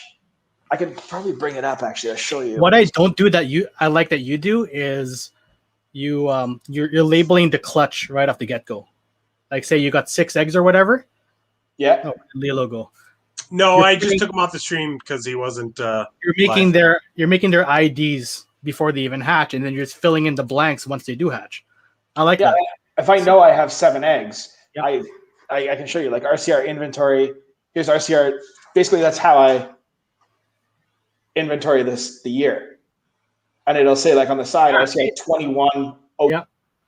Nope. Sorry. Yeah, and then I have a separate one for season records, and this is sort of season records for which way do I? So there's your pairings. You probably can't see it, but there's the clutch numbers, and then there's the eggs. What's that? Did you put that in the Discord? Yeah. I gotta look for that. And then there's last year's clutch records. You scroll. Yeah. So there's last year's clutch records, and I can go in and say, people can ask, oh, what was in clutch 36, and I can go 36. That was a lace clown to a firefly yellow belly spot nose. I had 5 eggs, 0 slugs, hatched September 7th. With that, are you putting do you update it when say you sell an animal so you know who it went to? Yep. So you just update it went to this person and whatever, and you could trace back and say you need to, get an animal back for some reason. Yeah, pretty much. Like here's, basically I sort of do it as color coded. White was what I kept. Blue was what I thing, and green was what I wholesaled. Yep. And I just did that for the whole year, and just super easy. And I can go back and check on all this stuff, considering Google doesn't crash, but I think Google's fairly secure. Yeah. Hey, remember that weird puzzle? What do you think of? Do you see anything else? Is that typical? That attitude is. I mean, the attitude from what I've heard sounds very typical. It's definitely a funky one. What's the pairing? That's from the albino puzzle double heads. I'd be willing to bet that's a het albino. I don't want it to bite the lens and scratch it. I had one scratch the lens on my SLR. Oh, no way. A puzzle? Yeah. Yeah. Yeah, I'm willing to bet that's het albino. I find that puzzle can be influenced by hets quite easily. It's super light. The double het, the puzzle 100% het clowns are easy to spot. See, I don't get that. Remember when we first hatched it? I sent it to you, and you're like, "What is that? Is that a Krypton?" It looks that way, right? Some puzzle stuff looks Krypton. That's why. Like, Ozzy was saying his were like cryptic and whatever. I'm like, we have something like that. I had a bunch of people when Krypton first started coming out message me be like, "Oh, Krypton is puzzle." Yeah. And I was like, "Really? Explain why it's a lilac with clown then." And they're like, because puzzle's not a lilac with clown, so they are separate genes. And I've made enough Krypton stuff and enough puzzle stuff to be like, oh no. They're similar in their base form, but the second you start to combo them out, like a cinnamon Krypton versus a cinnamon puzzle, it's like the puzzle blows it out of the water. Oh yeah. Blows it out of the water. Now I don't know if that's going to be the case across the board, but you're definitely going to I've hatched leopard kryptons now, and they're striped. I've hatched leopard puzzles, and it's very, very, very different. So I'm very confident. I know they're not the same. What puzzle are you looking most forward to this year? Oh man, You're gonna have a nutty year for puzzle. I know that. Oh, bro, it could be crazy. Some more Desert Ghost puzzle stuff would be nice. I'd like to see Cypress Spot Nose puzzle. I'd like to see Cypress Red Stripe puzzle. Vanilla Cream puzzles. Blackhead Mojave Spot Nose puzzles. Is that all this year, possibly? Yeah. Fucking hell. Leopard Enchi Cypress Yellow Belly puzzles. What else could be really neat? What dark puzzles are you doing? Blackhead, chocolate. Oh. Should have some Blackhead puzzles this year, I would think. Blackhead Mojave, Pastel Spot Nose. Yeah. We could see some Batman type puzzle stuff. Leopard Spot Nose, Yellow Belly Enchi puzzle.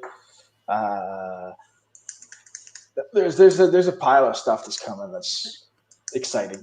You should feel the fucking rage inside me right now. Why? Like, you motherfucker. Why? I'm happy for you, but like shit.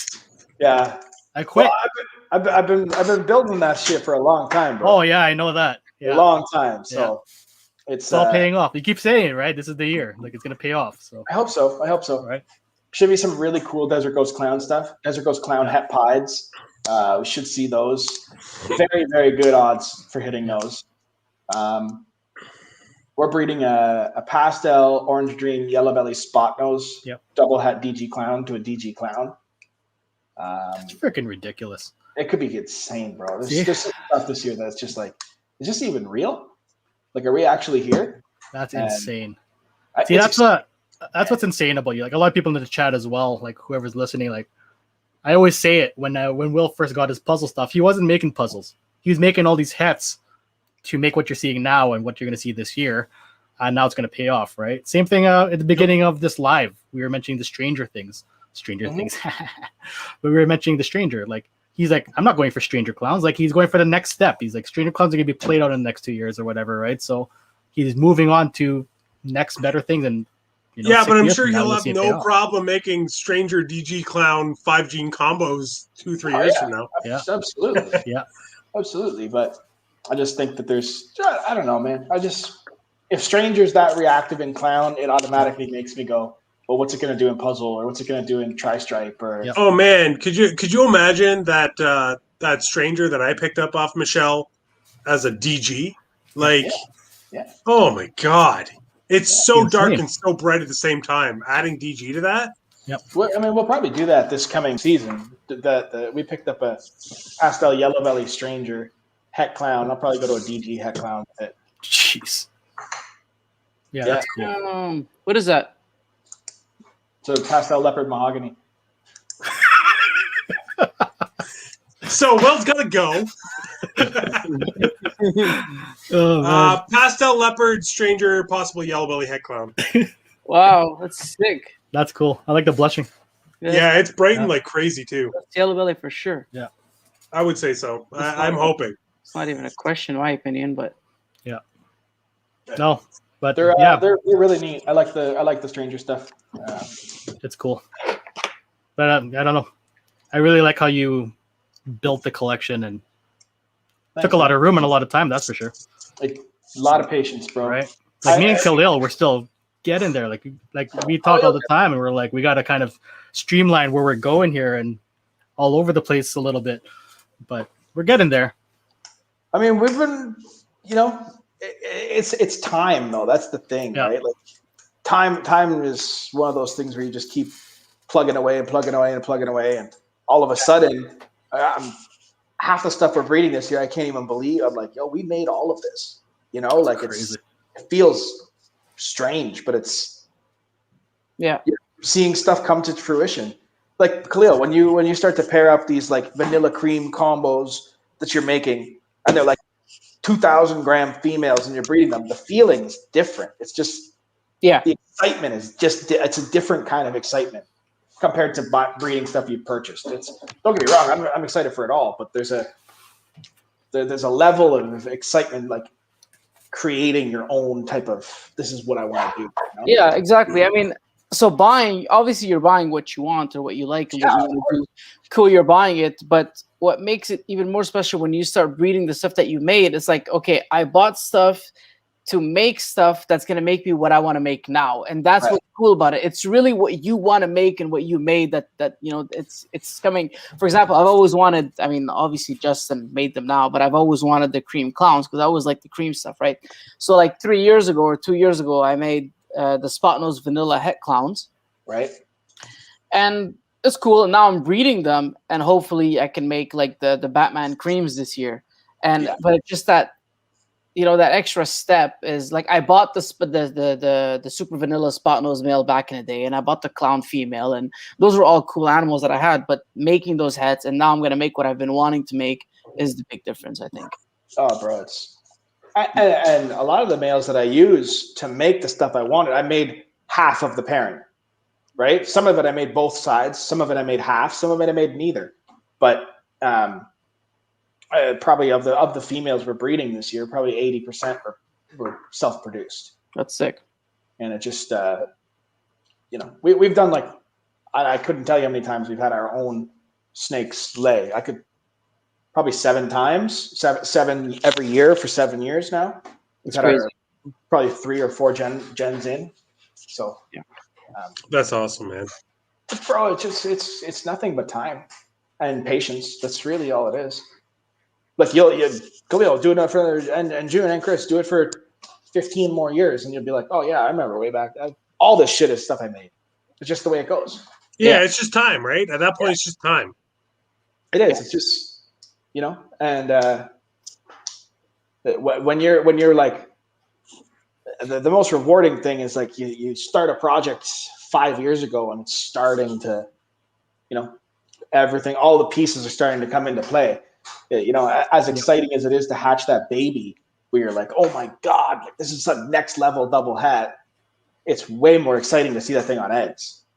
Those 60 days are I'm just like pacing, just sitting in front of the incubator, just staring. Yeah. Like basically you just park a seat and just look, Yeah.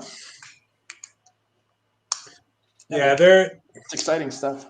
There's definitely a few animals we've made that I'm just counting down the days till I can start pairing them up. But I can't even imagine when some of these animals are making just ingredients to make. You know what I mean? Like, we're making stuff to make sort of angle things for that project now. But when we're making stuff to make stuff, to then like it just gets so crazy.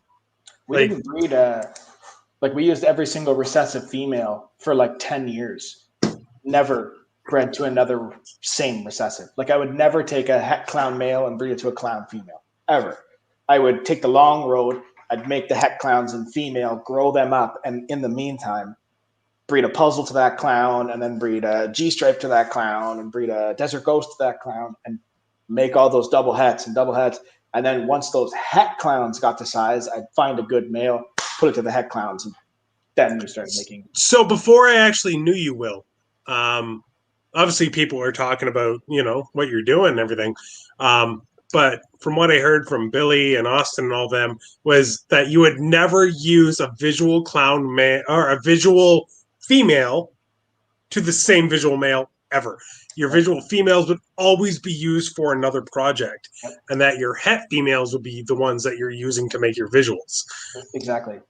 And it's such a smart way to push all your projects at the same time. It's great. And I understand the desire to want to make guaranteed pies or clowns. Trust me, I have quite a few pairings right now to make guaranteed. But it's a really good way to invest in yourself, I guess is the best way to say it. Because those females could easily make you some probably pretty easy to move like liquid animals. Oh, but yeah. instead you're choosing to make stuff for your own future. So Right. And then when you get to a point where you've made enough het clowns that I don't need to breed a het clown male to a good clown female. I got wicked het clown females. yep. So I don't need to use my visual girls.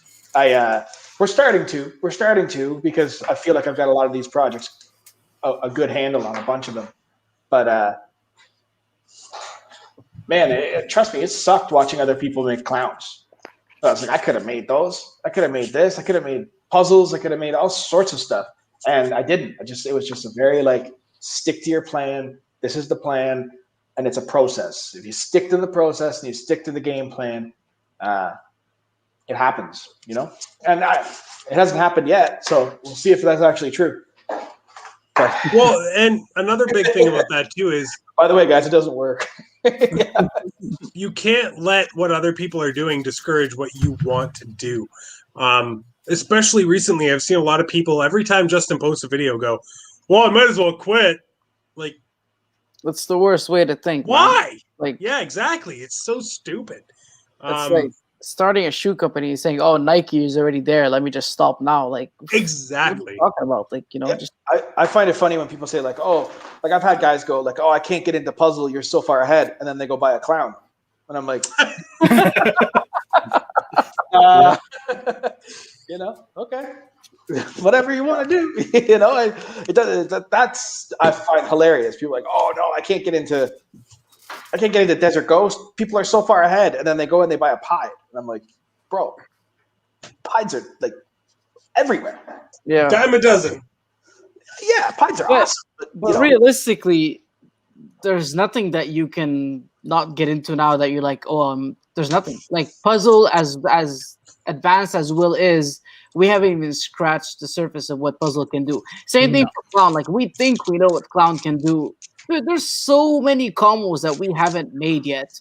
But the problem is when Justin makes it, you're like, oh well, he made that, it's done. Okay, fucking add thousands of genes to it and then make it recessive and then change that and add this. Like there's so much to do. Like everything that Justin has made in clown, there's so much more, but you can add all that into puzzle, clown, BG clown, Pied clown, Sentinel clown, like all that. Like there's so much shit. Like Yep. And it's really just a trend, right? Like that's what's annoying is like everybody's just following the trend. Do something else.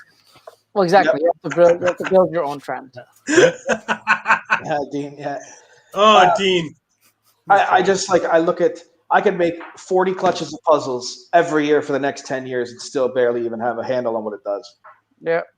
You know, you'll still be surprised every clutch. And one of the things that's the most exciting to me about puzzle is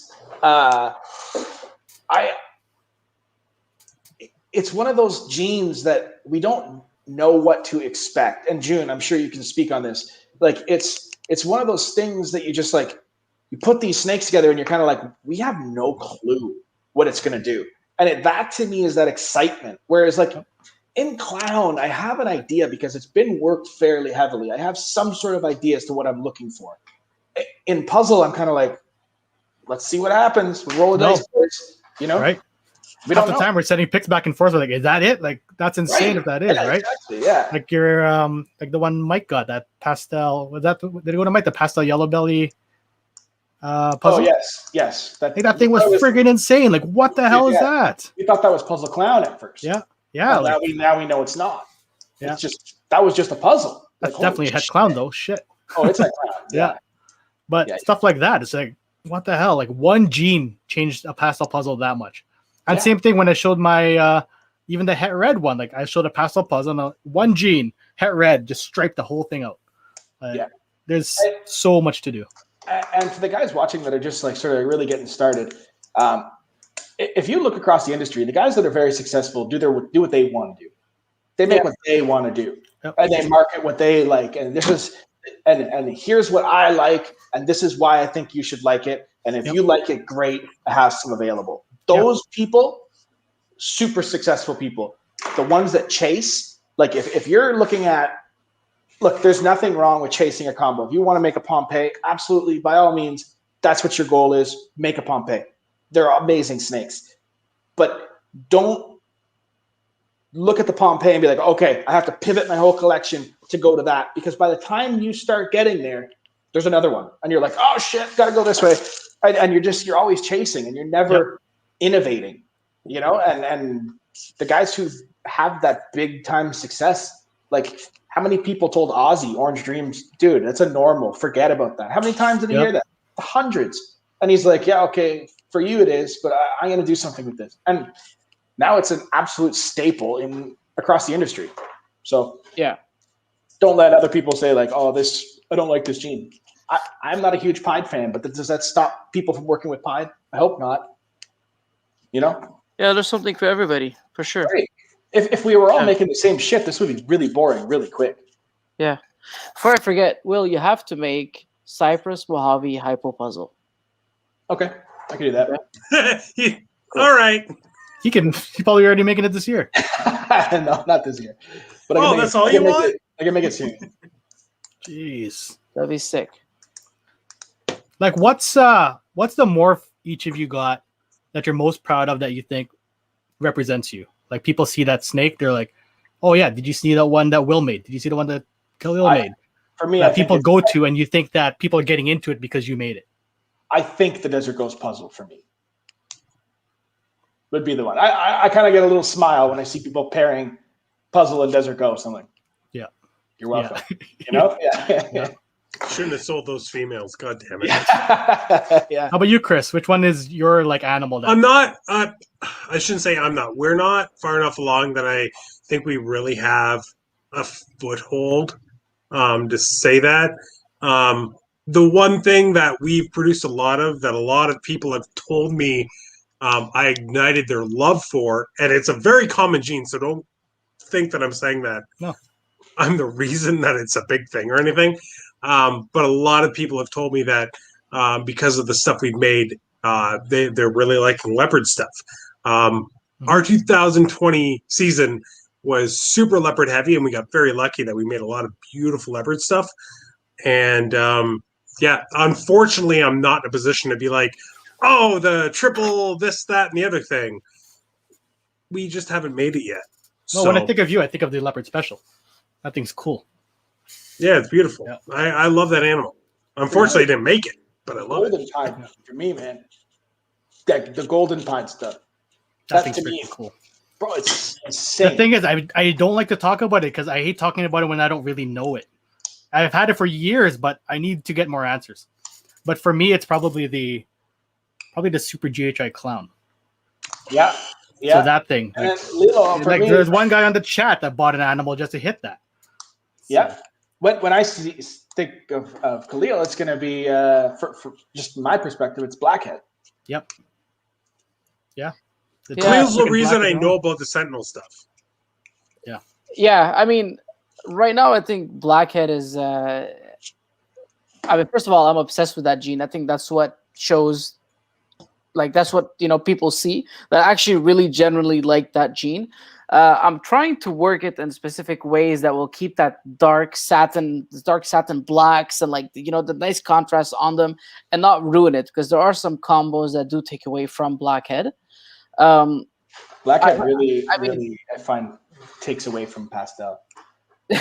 Yeah, when you mix, I like it in clown though. It really ruins the pastel. But I have a lot of people that reach out and say, hey, we want actually I'm delivering a Blackhead black pastel female in the morning to a customer, and he's like, I've been waiting for a Blackhead to come online from you for that. And it's not my line, right? Like originally I think my line comes from Ralph Davis, but I so happen to have a really nice male that made really nice animals. And yes, Sentinel I think is my next project that I really want to make people aware of and push it. And I spoke about this with Will there's not a lot of people that are really exploring the Sentinel gene, right? Like you see a lot of people making visual yellow belly Sentinels and yellow belly Sentinels. I'm like, yo, dude, like you've been working it for 9 years. Like, I don't know why you're still doing yellow belly Sentinels. It's time to move on and try to develop it. And this year we have het DG Sentinel Posset Clowns. We have chocolate Enchi het Hypo Sentinels. We have leopard fire het Sentinel Clowns. So hopefully all that will start to develop into different, hopefully we'll be able to get to that point where people will look at 514 and say, "Hey, let's get into the Sentinel project through them." 100%. I posted when I picked up that Sentinel from you that I'm just going to sort of follow your lead. I'm going to watch what you do with that project. I mean, I've picked up a few animals from you, and I just want to sort of see what you do with that project and then put our own spin on it, maybe. Yeah.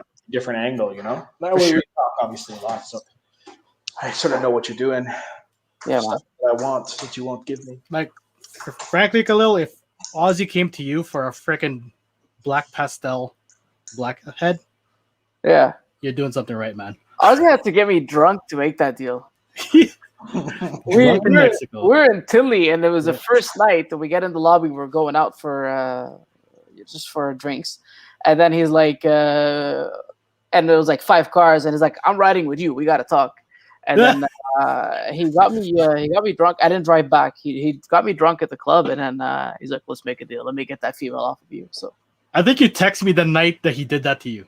yeah, Like, I think I just got a roofied, man. I think the first time Khalil and I actually talked was the morning after that. Yeah.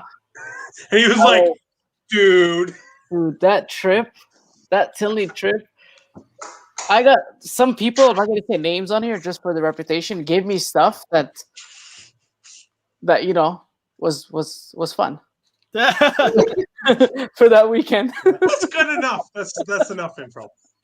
That's the which weekend was that? That was October Tinley. Yeah, you went with your brother. Yeah, That was the 19, right? Yeah, October 19. Yeah, that was a good show. And then we did March. Great show. Well, March we had to 20. come back.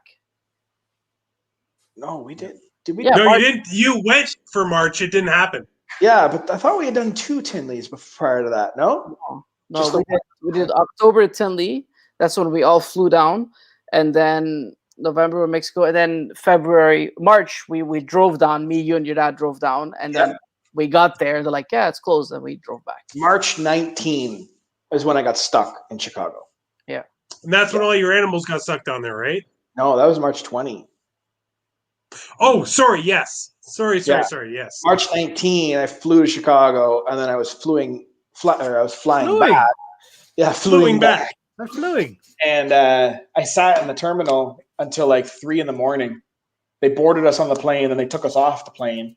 And Pearson had a fire in one of the kitchens, and they canceled flights into Pearson. And my flight was Sunday, and then Air Canada rebooked me for Thursday. Sorry. And I was like, Thursday? My bad. Thursday? Yeah, I should have called you, but like, dude, figure this shit out.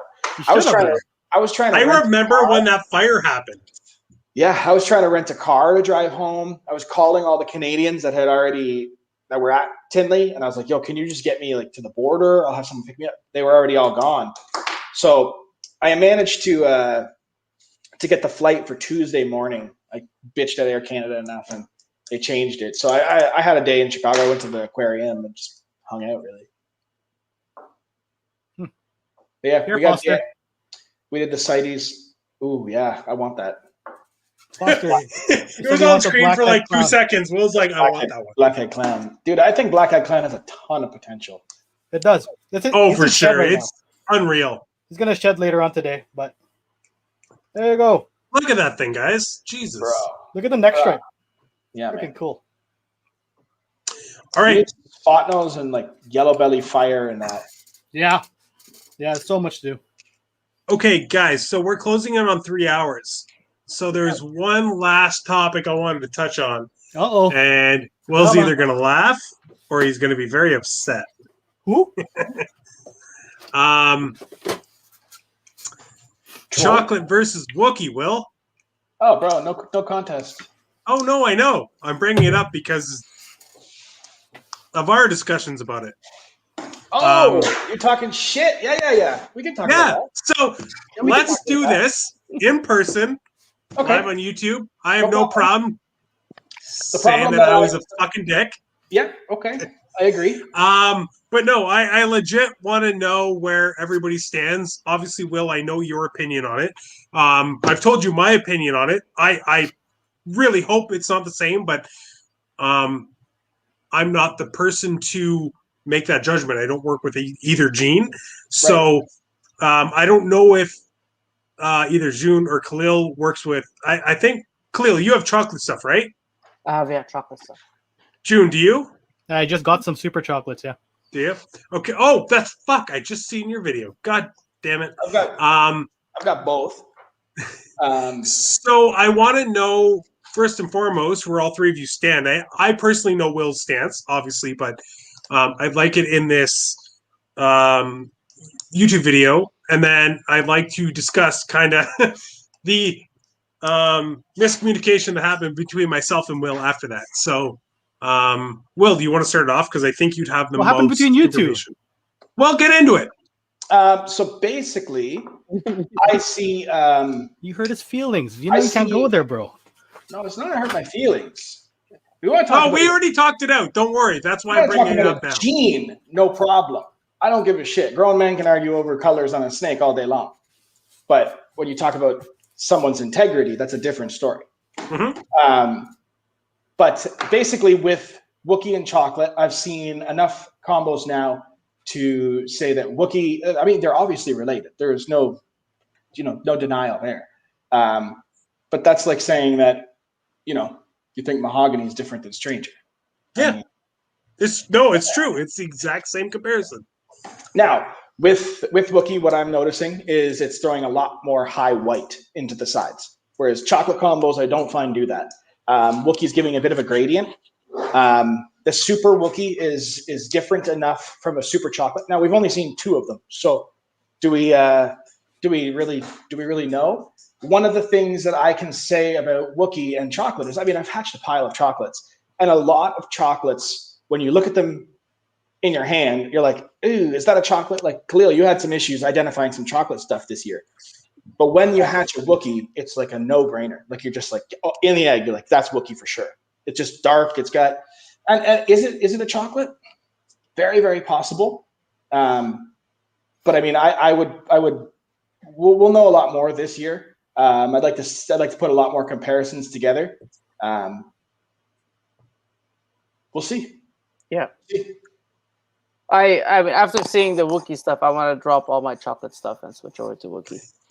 Straight up. I mean, I mean, me and Will talk daily, and I always mess with him. I'm like, oh yeah, chocolate. Like, I fuck around with him. But realistically, man, when I look at my single gene chocolates and when I look at the Wookiee stuff, it's day and night. It doesn't even compare. And that's the same thing with Mahogany and Stranger. Like me and Jhun always like talk shit about Mahogany and Stranger and stuff.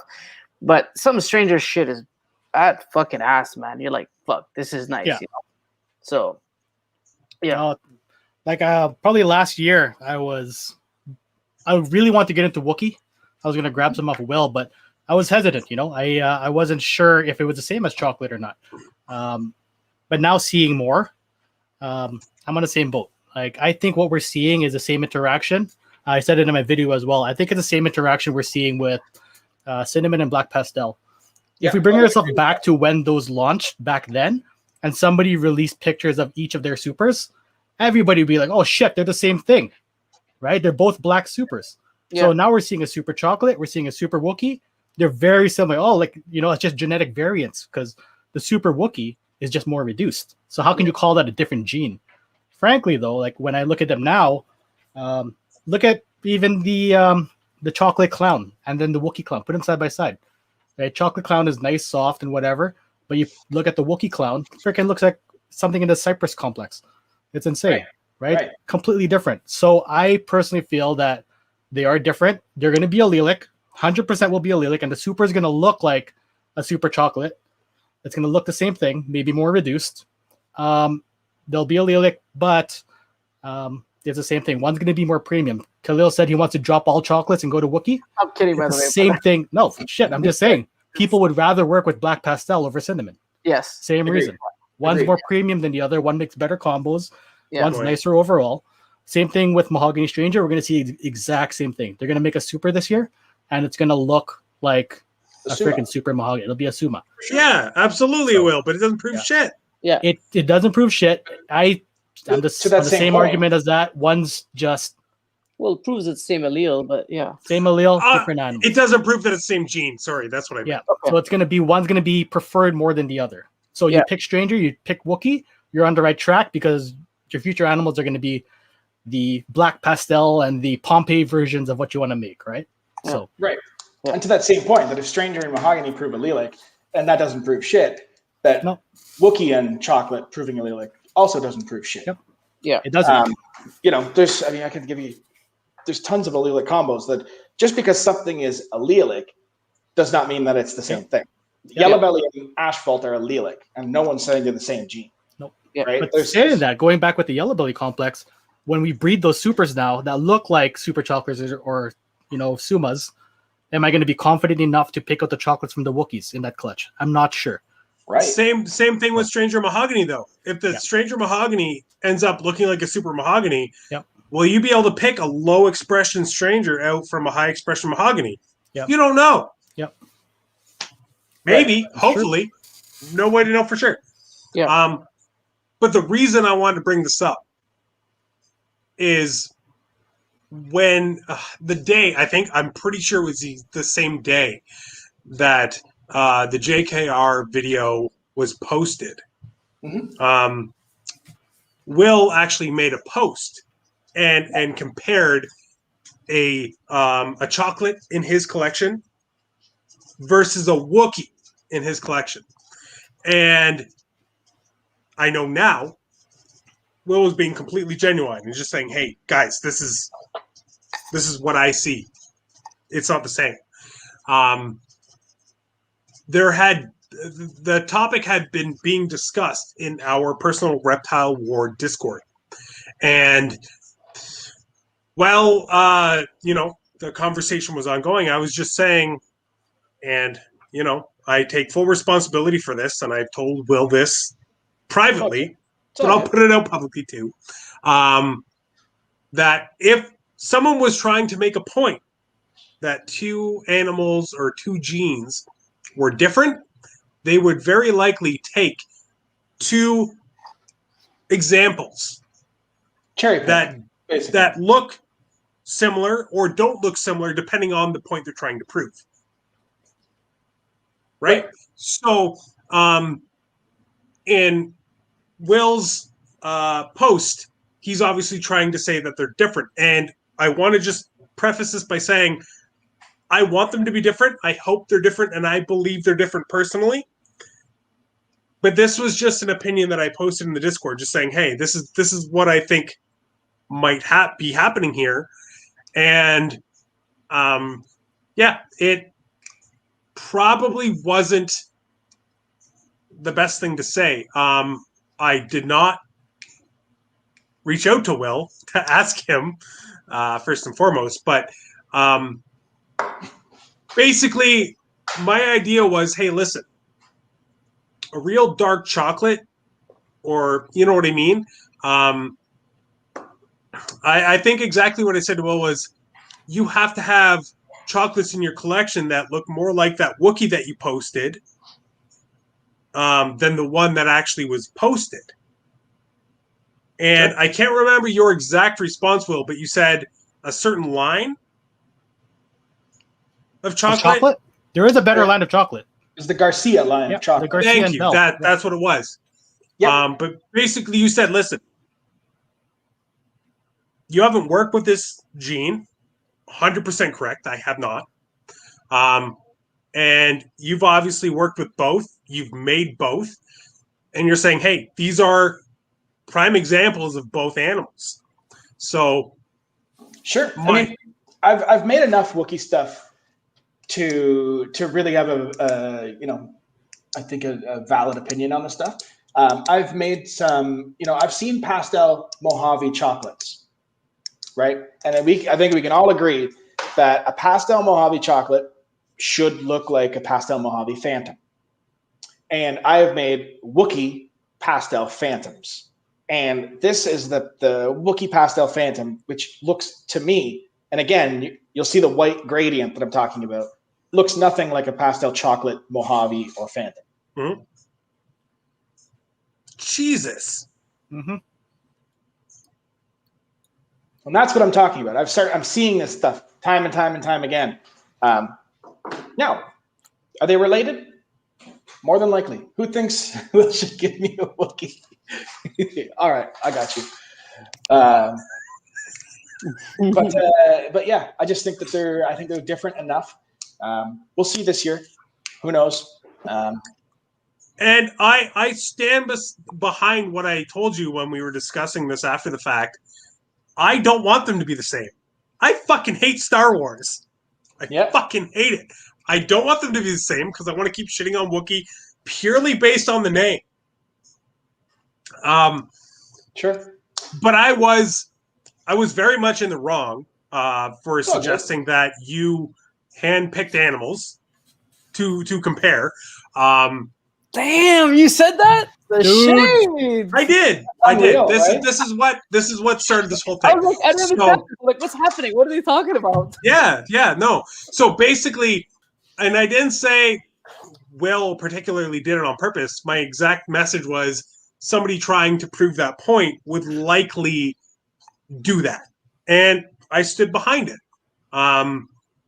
Now, probably wasn't the smartest thing to say. It's all good.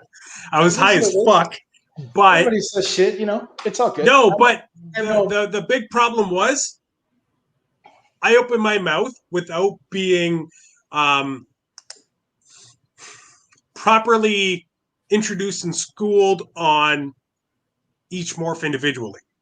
I took very minimal information. We could take it, and I formed an opinion that I should not have formed. So, sure. It's important. It's important to know that if one person puts out a YouTube video, that doesn't mean because you watch that YouTube video you're a fucking sure. I can't even think of the word I'm looking for, but it doesn't mean you know everything there is to know. That video is not the be all end all.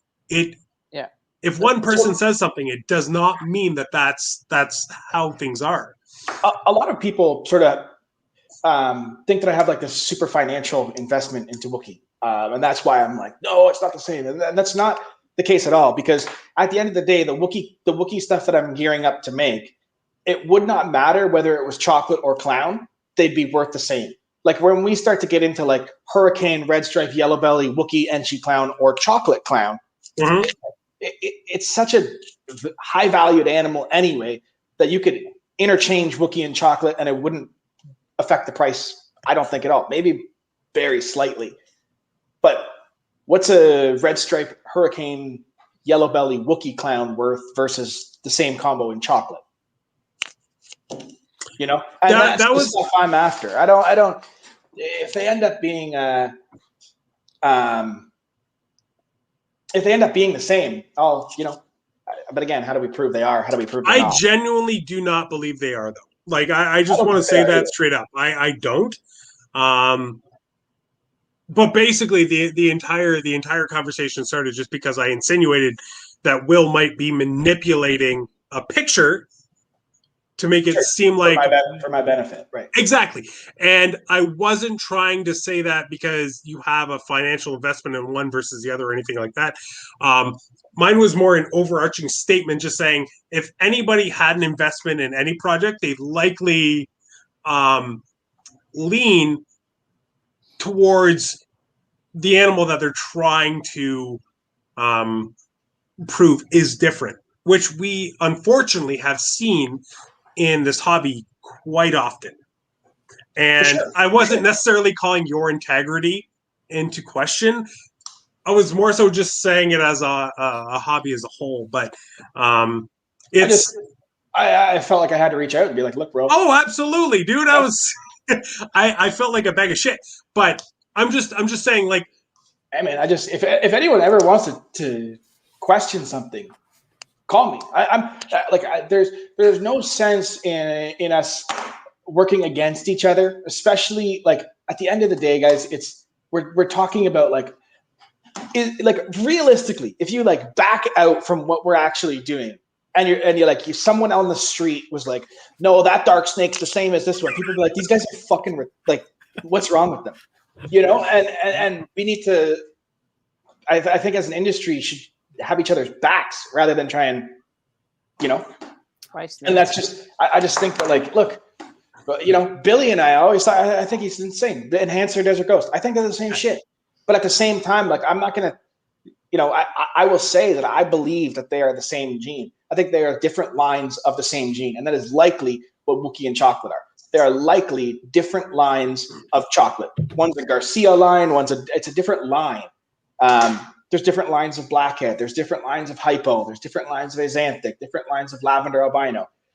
There was the Excalibur Lavender Albino and the Ralph Davis Lavender Albino. Now we just call them Lavender Albinos. And it may get to that point, but it will.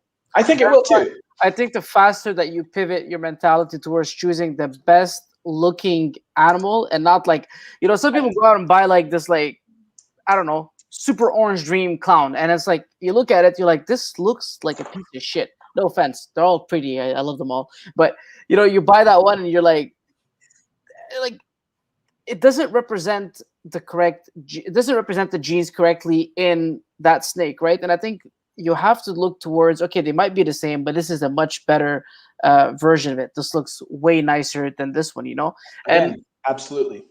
You have to, you know, because at one point everything's going to mix, right? Like everything's going to get mixed up. And, you know, you touch base on Desert Ghost and Enhancer. Like, I don't think they're different, not even different lines. Let me tell you why. Because I had a Lemon Blast DG that I was breeding to a bunch of head DG females that are sisters. Okay. And like in the same clutch, you have crazy looking DGs that some people would label as Enhancer, and then you have some like whatever dull DGs. Same dad, you know, same moms, siblings. I have a picture. I'll post it tomorrow. I have a picture, and it's just it's funny that you say that, Khalil, because literally the DGs that Will bought from me in the same clutch, Will literally called one of the Desert Ghosts a dog shit Desert Ghost. Like the amount of variance just that comes just in a clutch is happens. wild. But I've tried to say that to a bunch of, you know, when we get into this Enhancer Desert Ghost topic, you can go back down to just pastel and like just simple pastel gene. I can show you shit pastels and wicked nice lemon pastels. Not that they're different lines of pastel. They're all the same pastel. One's been, you know, one is a really good example of one and one's not. And that is what I think we're seeing across the board with a lot of genes, a lot of them. By the way, yeah. Go. It'll happen in the same clutch. That's one thing I want to say. Like, it will happen in the same clutch, same parents, same everything, and you'll get some. I'm not keeping this one, and I'm keeping this one. You know, but let me tell you something. I've made some good-looking babies from ugly-looking parents. Yeah. You know. Yeah. Obviously, always try to get the best-looking ones that best represent the genes, but you will have the ugly ones, and you know, just look at us. You'll have some ugly ass kids and some good You're gonna have some high expression animals come from some shitty examples, and you're gonna have the opposite. Unfortunately, no matter what, like people talk about always buying quality, but you can buy the highest example of a gene, and you can still have a shitty example birthed from that animal. It just happens. I think what happens is a lot of people we're so used to clown and pied. And it's like, there's such, like, is there a shit clown? Like, what is a shitty clown? Like, is it busy? Is it reduced? Is it, you know, what is the criteria to label a clown not a good clown? Yeah. And then what is the criteria to label a pied not a good pied? And again, it depends what you're trying to do. If like your golden pied stuff, Jhun, if you're trying to make the darkest pied that you can, like a super blackhead pied, that may not be the line of pied you want to pursue with it. You want to take a dark line of pied and go into make it more black.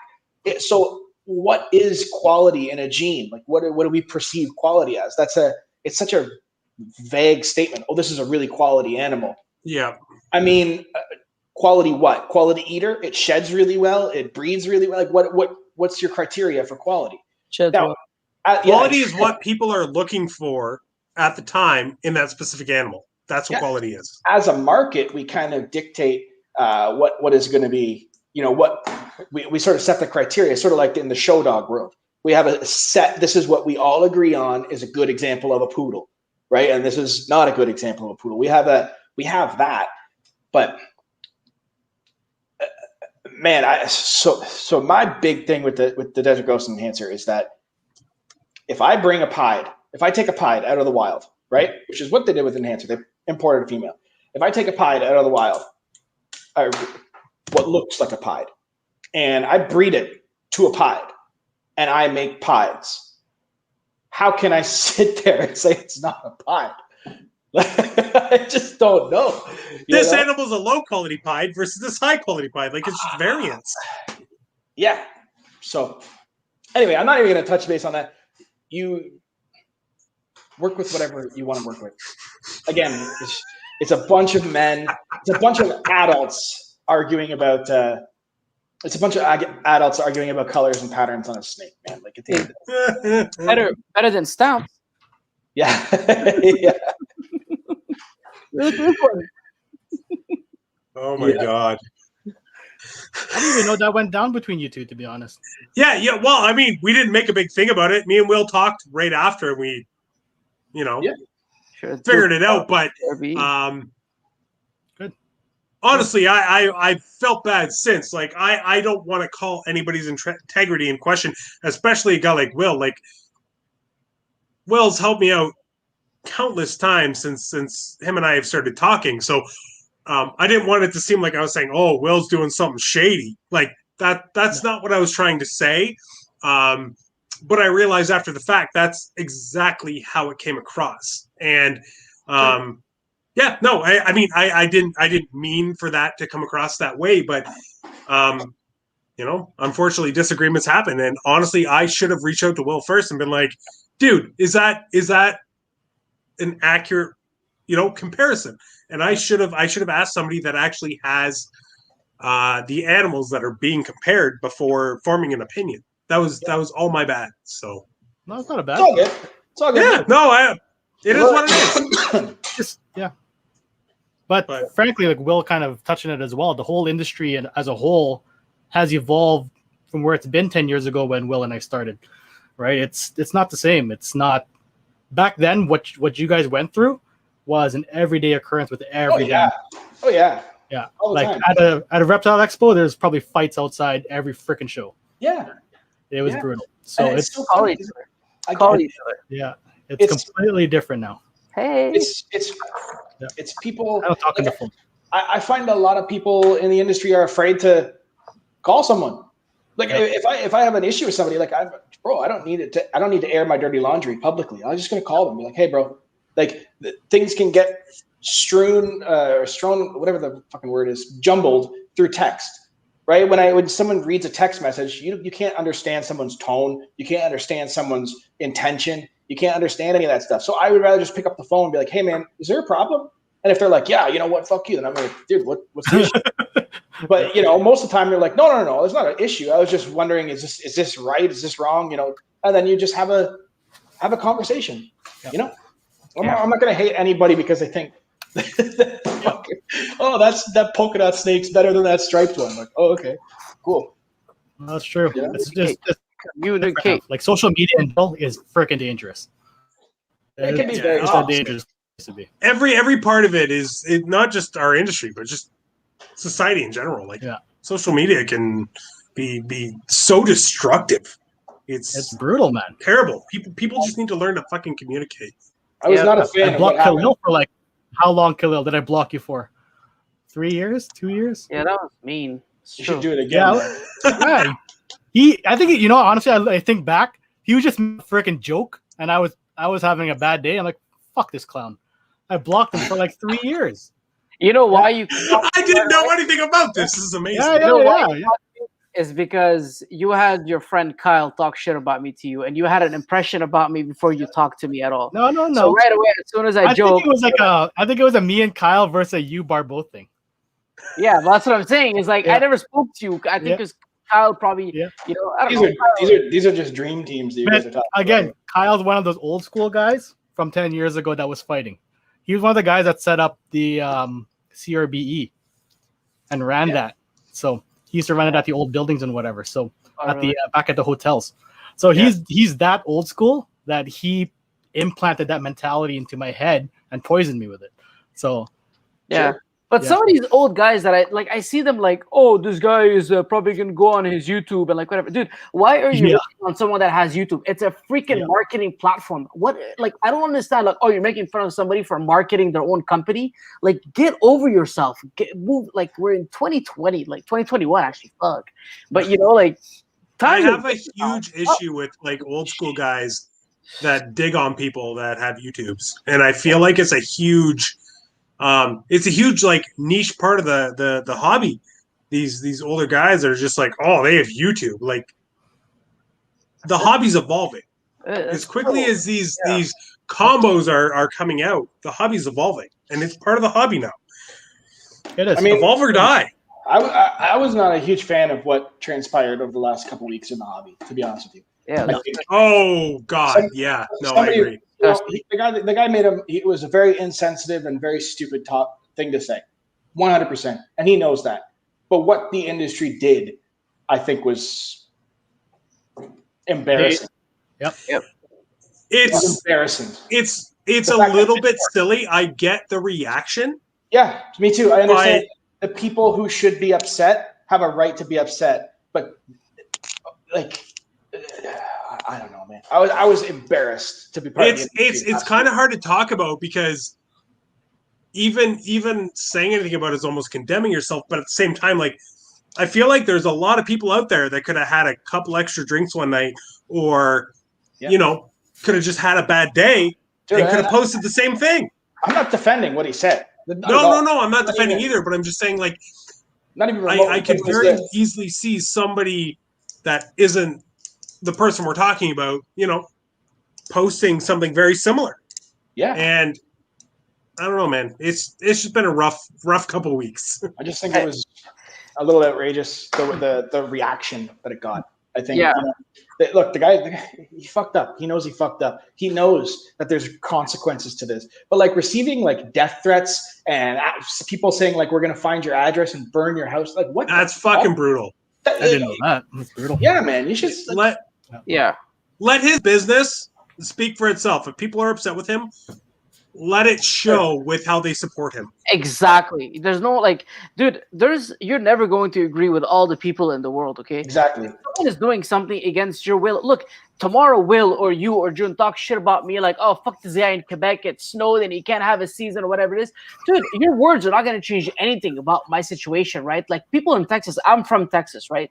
People in Texas don't give a fuck what this guy said. Like, dude, who cares? You do with your shit. We're dealing with our own problems, and we got to, reality is we got to deal with this right now, If you don't like what somebody's doing, I don't see the reason for you to start canceling him online or whatever it is. Dude, I don't like. Okay, personally, I'll say it. I'm not a fan of Chris Searcy, but my decision wasn't going online and talking shit about him and telling, not about this situation, by the way. Previously, I never told other people. I just will never buy from him personally, and that's as far as it goes. I do my shit, and and that's it. And and also another thing, man.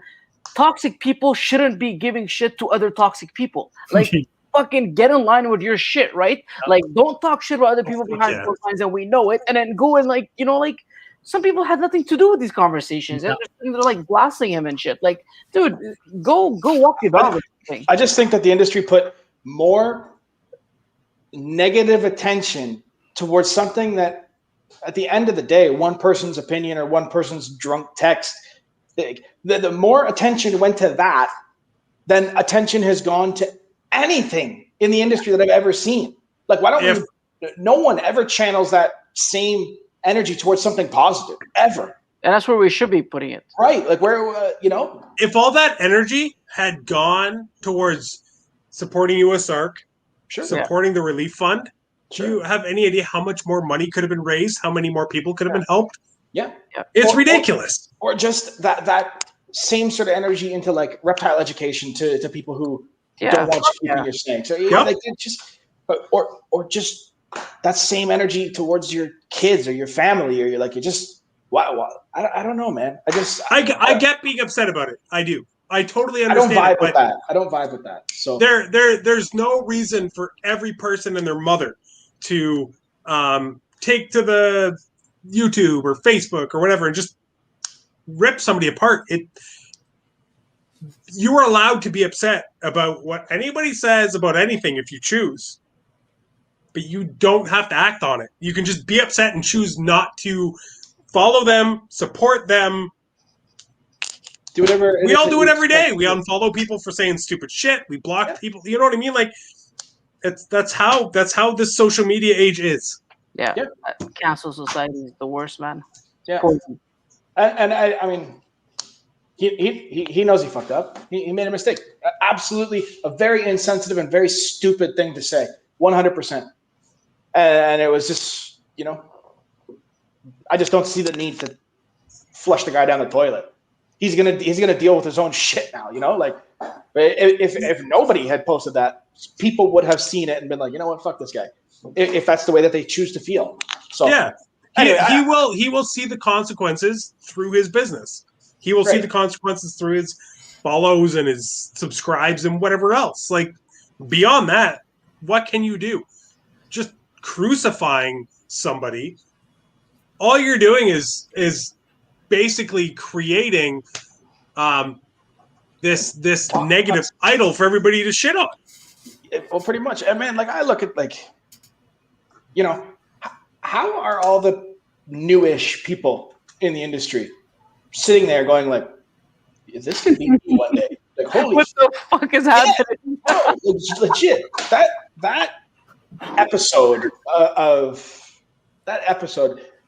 it just reminded me of the Bush League forums. It just reminded me of that, and I was just like, "This is not." I thought we had moved past this.